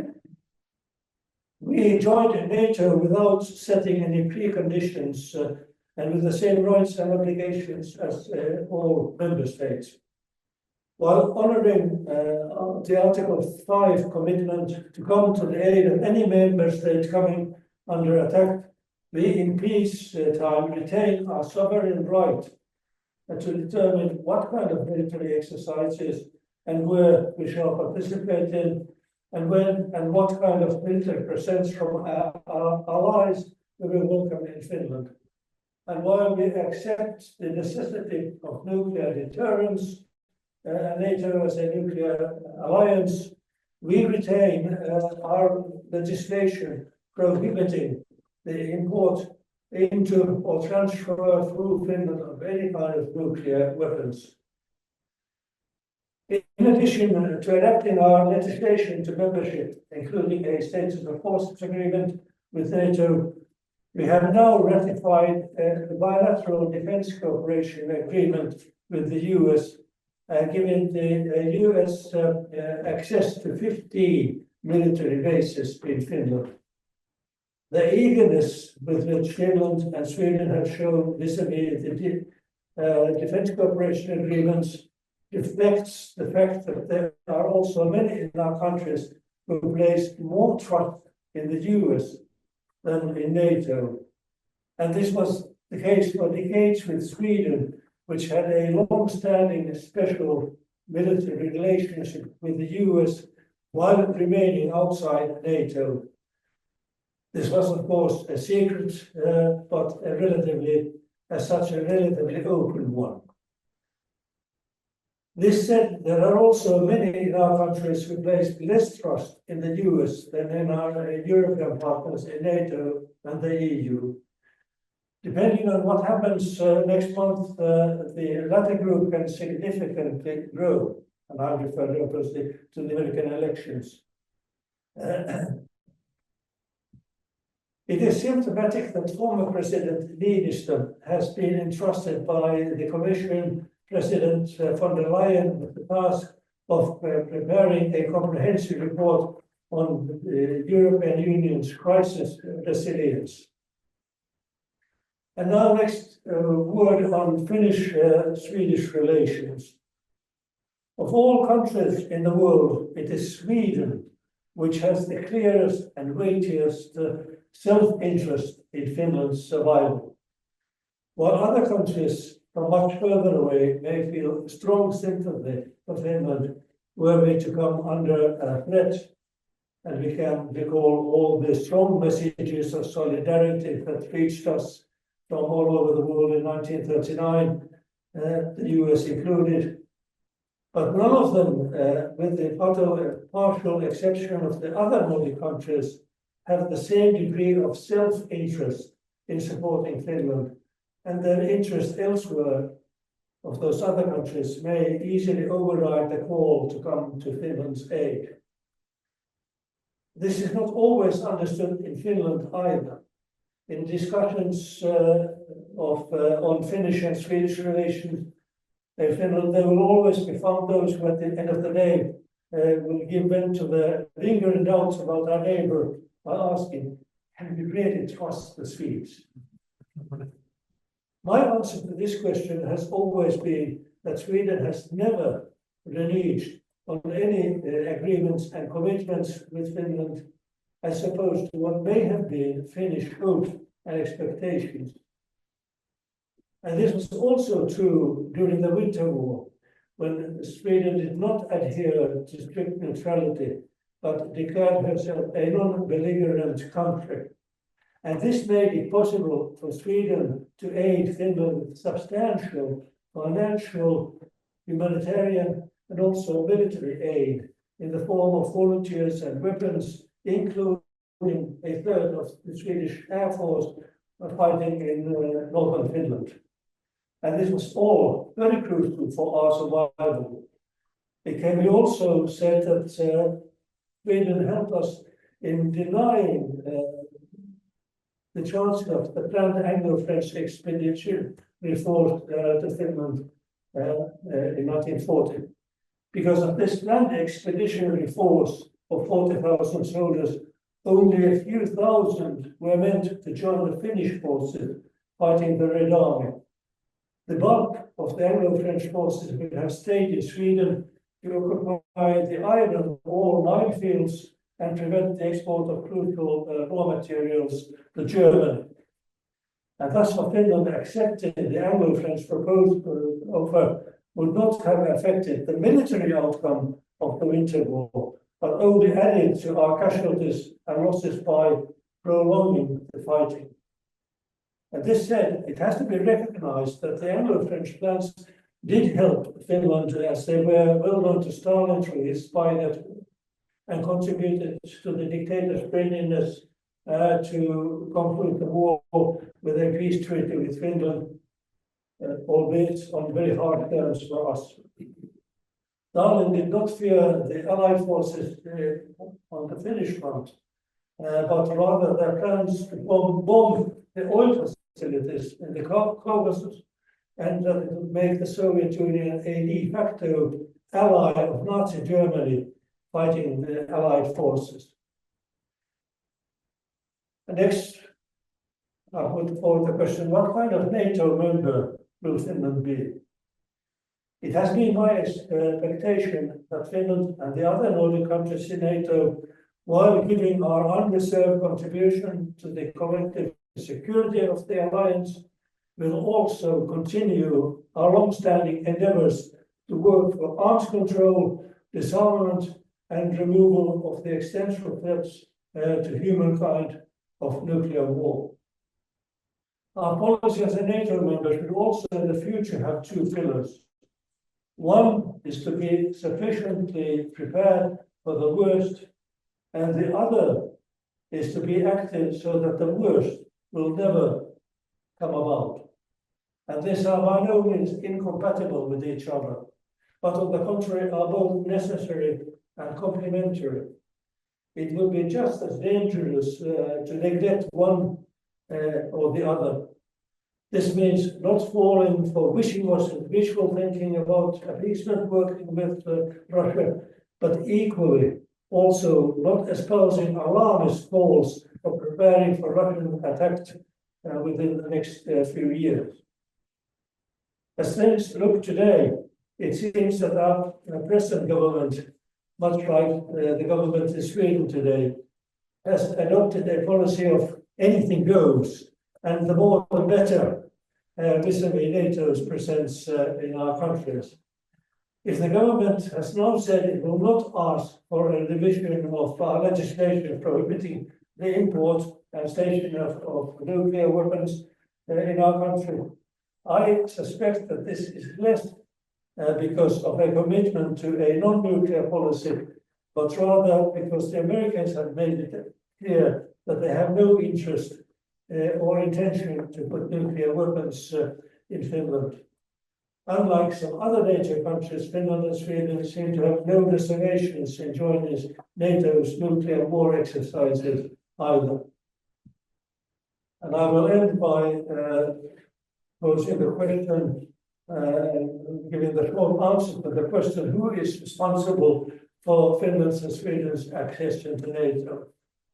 The answer is Vladimir Putin. The follow-up question is how necessary and or wise was it to let Putin make the decisions for us? And I leave this open for our discussion.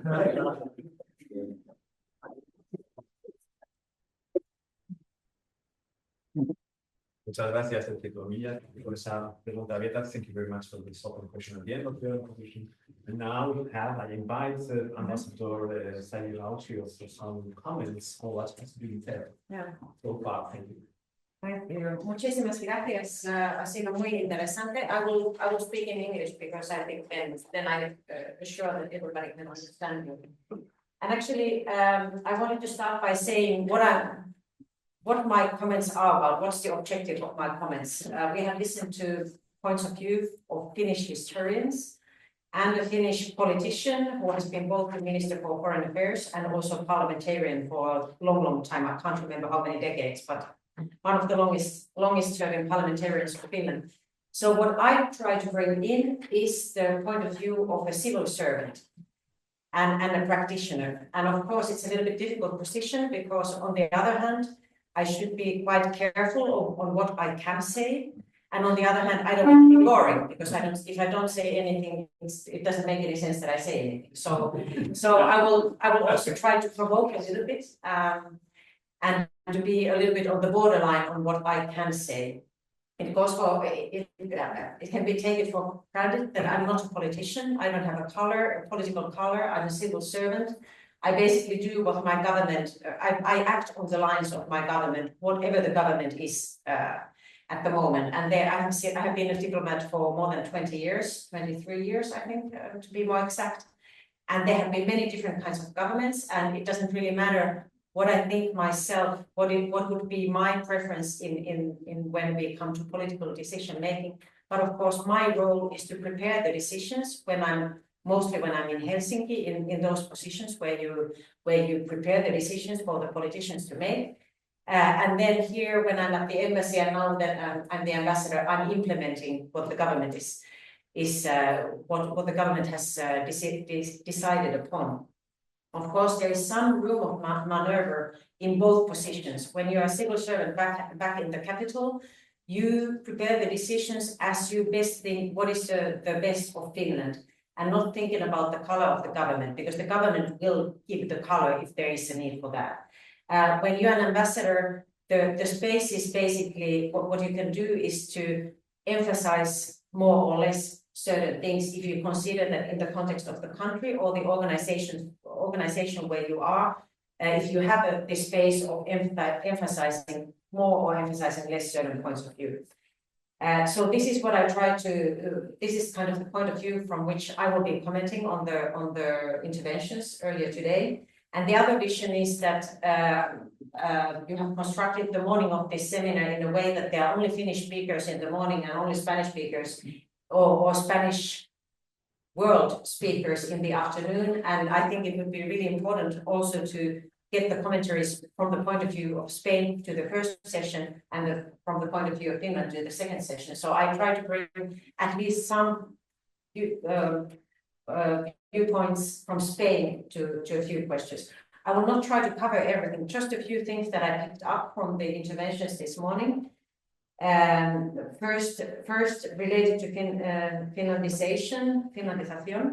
I will not dwell long on that, but I think Dave mentioned it, that this is also a concept that has interest many in Spain in the last years. I'm sure that also in earlier years, but now in what comes to the Russian war in Ukraine, we at the embassy, I as the ambassador, have been asked several times, wouldn't Finlandization be? First, you need to understand what Finlandization meant. It was not really a freewheeling politics of Finland. It wasn't a wonderful concept that we just decided out of the blue. It was also art to maneuver the space that we had at a very difficult time in history with Soviet Union as our neighbor. So I wouldn't wish anyone to be in a situation where Finland was after the Second World War and after the war that the Soviet Union waged against Finland, occupying part of our territory. We lost part of our territory, and we lost people, human lives,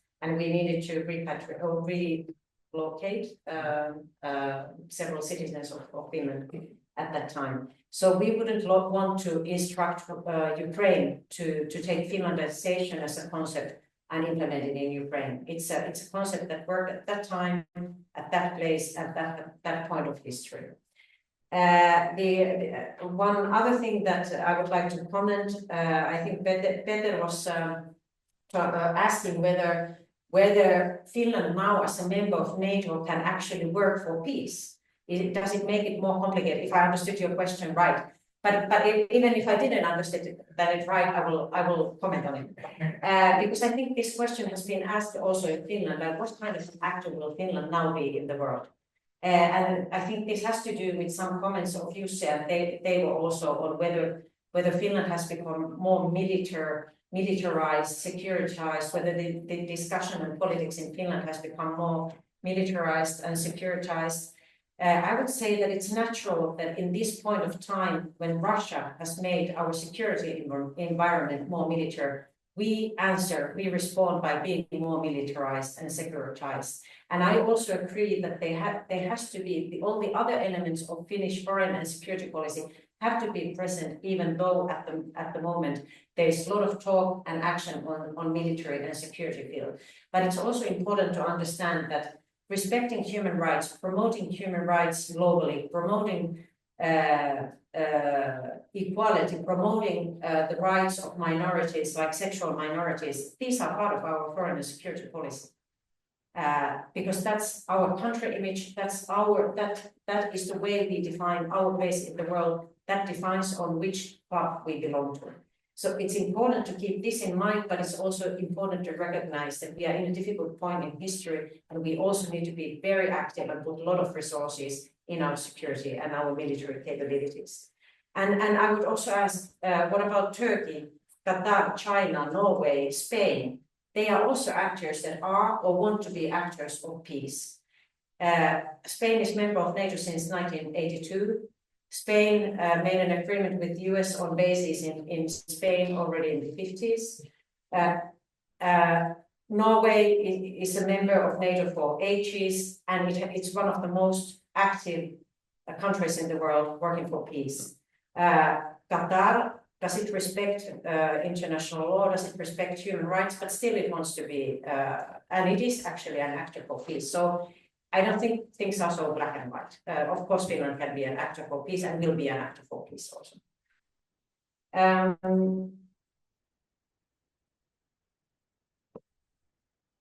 Actually, also commenting on the issue of militarization, I would also want to comment this from the point of view of Spain.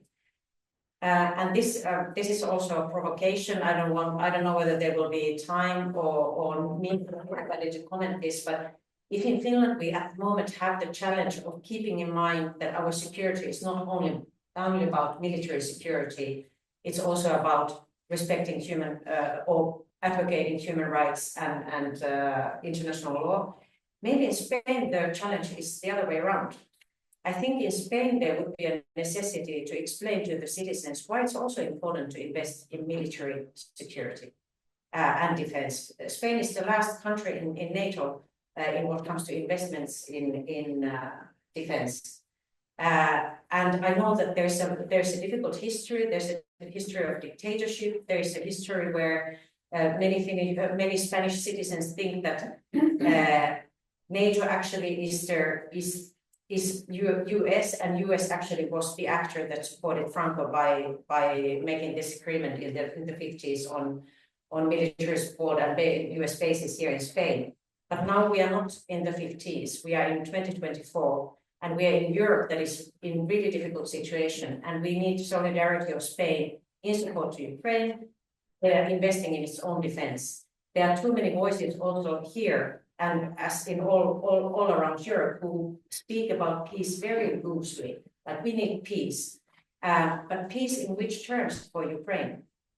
If you talk about peace with Russian terms, you're actually just being a useful idiot supporting the Russian agenda. So I think we have different challenges in Finland and in Spain, and I think we shouldn't be simplistic in this. I would also like to draw a comparison between Spain and Finland in what comes to rule of law in our countries and the constitutionality of our decisions. They were talking about this law on our border, the border law. Yes, there have been many voices saying that this is completely against the international commitments of Finland. I will not actually take any position on that. I would just like to say that in Spain also there are challenges. In Spain there was an amnesty law agreed this year with the objective to appease the situation in Catalonia, to bring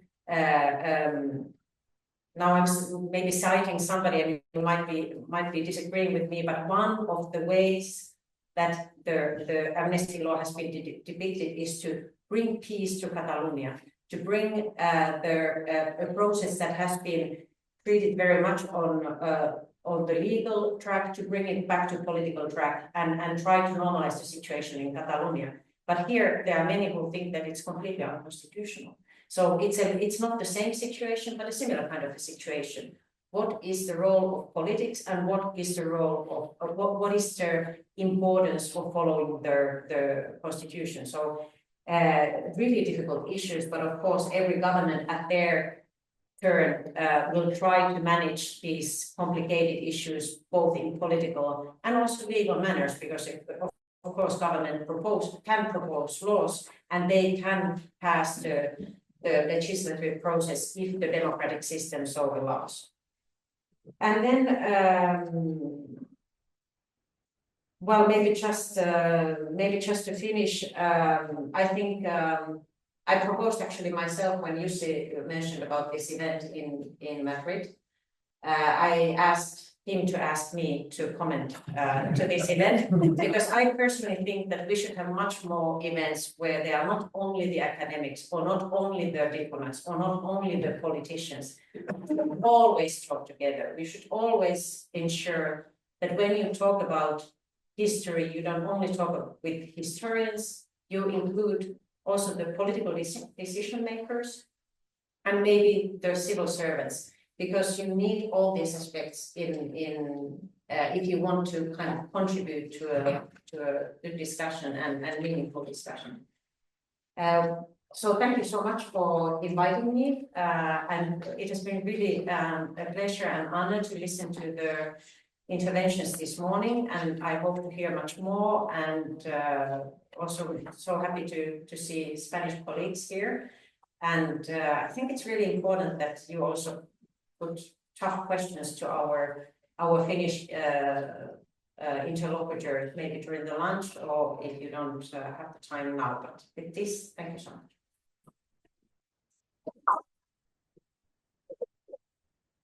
Thank you very much, Sebastian, for your comments. Always never boring at all. We made a very bold approach to many things. So, ¿cómo seguimos? ¿Inglés, español, o vamos yendo en English? In English. So, okay, I invite anyone. It's in Spanish. Yeah, in Spanish.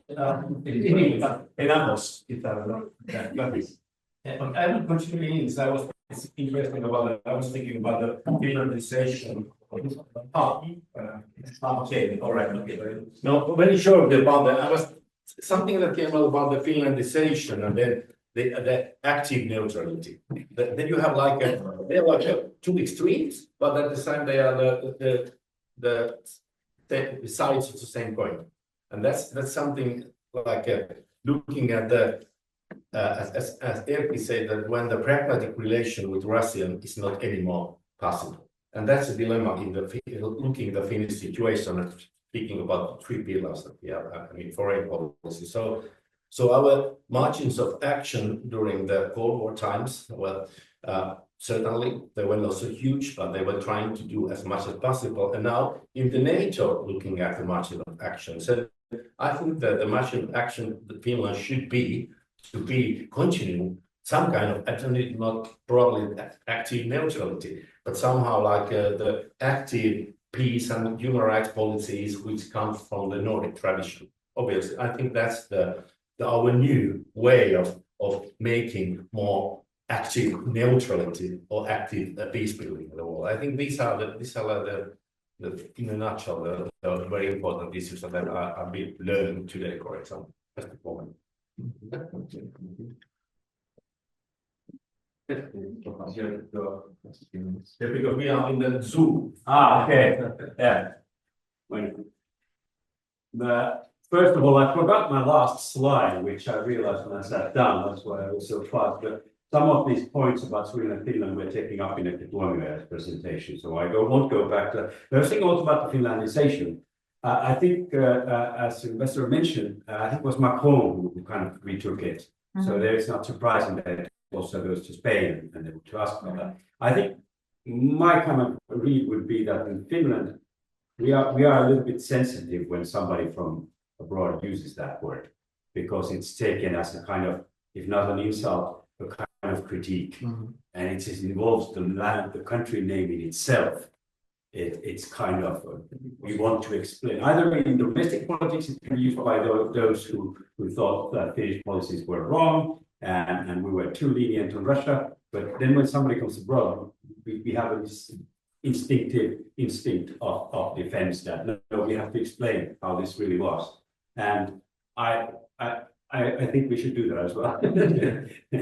and also another thing, the Spanish colleagues here, the Constitution. I mean, we're talking about rule of law. At least in Finland and Nordic countries, that we represent rule of law, and it's a Nordic sense of justice, Nordisk rättsuppfattning. But in Spain, I've run into this, that this constitution is becoming like a tool, also perhaps for not changing anything. Maybe a right wing, that because constitution sounds, you cannot go and like, it sounds very democratic, but at the same time, also it's used as a tool of we don't, you know, we don't need to go further in changing. So now it's a kind of paradoxical way that the constitution is in my opinion maybe used in a bit of conservative way. I don't know if you would comment on that. Thank you. Thank you.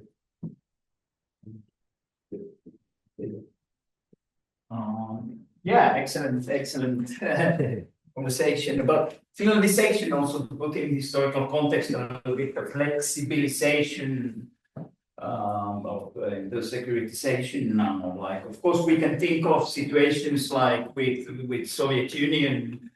There was this, like, from when Paasikivi, our sort of first president in the new situation after the Second World War, after the transitional period, Mannerheim, said, like, okay, you journalists, you shouldn't break windows too much by being too openly critical of the Soviet Union, that we politicians, we need to then fix the situation. So there was this sort of idea that we need to a little bit be careful with freedom of expression. And of course, then there was a situation a little bit comparable to some earlier and later times, like there were asylum seekers coming from the Soviet Union across the border. And there were clearly moments when it was recognized, including by President Kekkonen or Minister and later President Kekkonen and others, that yes, they have a right to, and the ministry had decided, you know, some of these people have a right to seek asylum.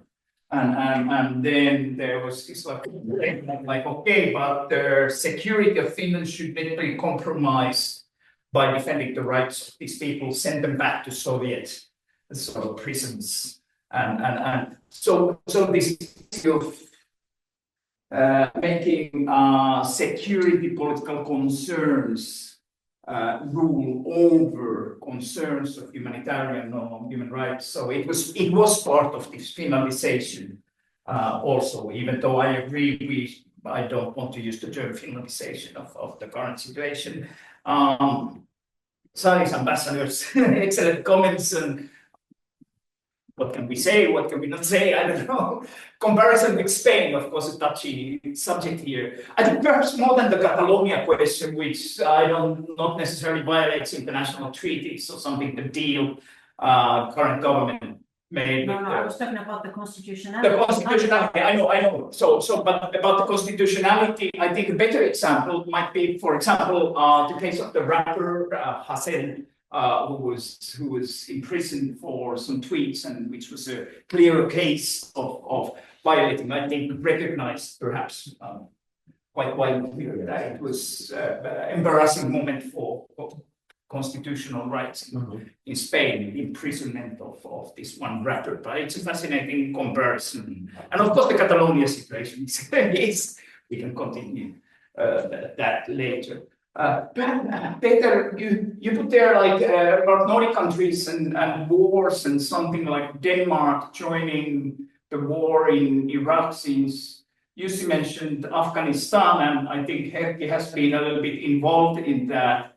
One question is, to what extent was Finland, for example, a country at war, participating in a war when Finland was participating in things in Afghanistan? So to understand the Nordic, because in Finland it seemed like it was, no, we are there to defend women of Afghanistan and all that. And I remember we went once to Estonia, and in Estonia the parliamentarians were like, no, we are not there. I know you say you are there to defend the women of Afghanistan. We are there because we want that when Estonian soldiers die in Afghanistan, the United States remembers that when Russia attacks.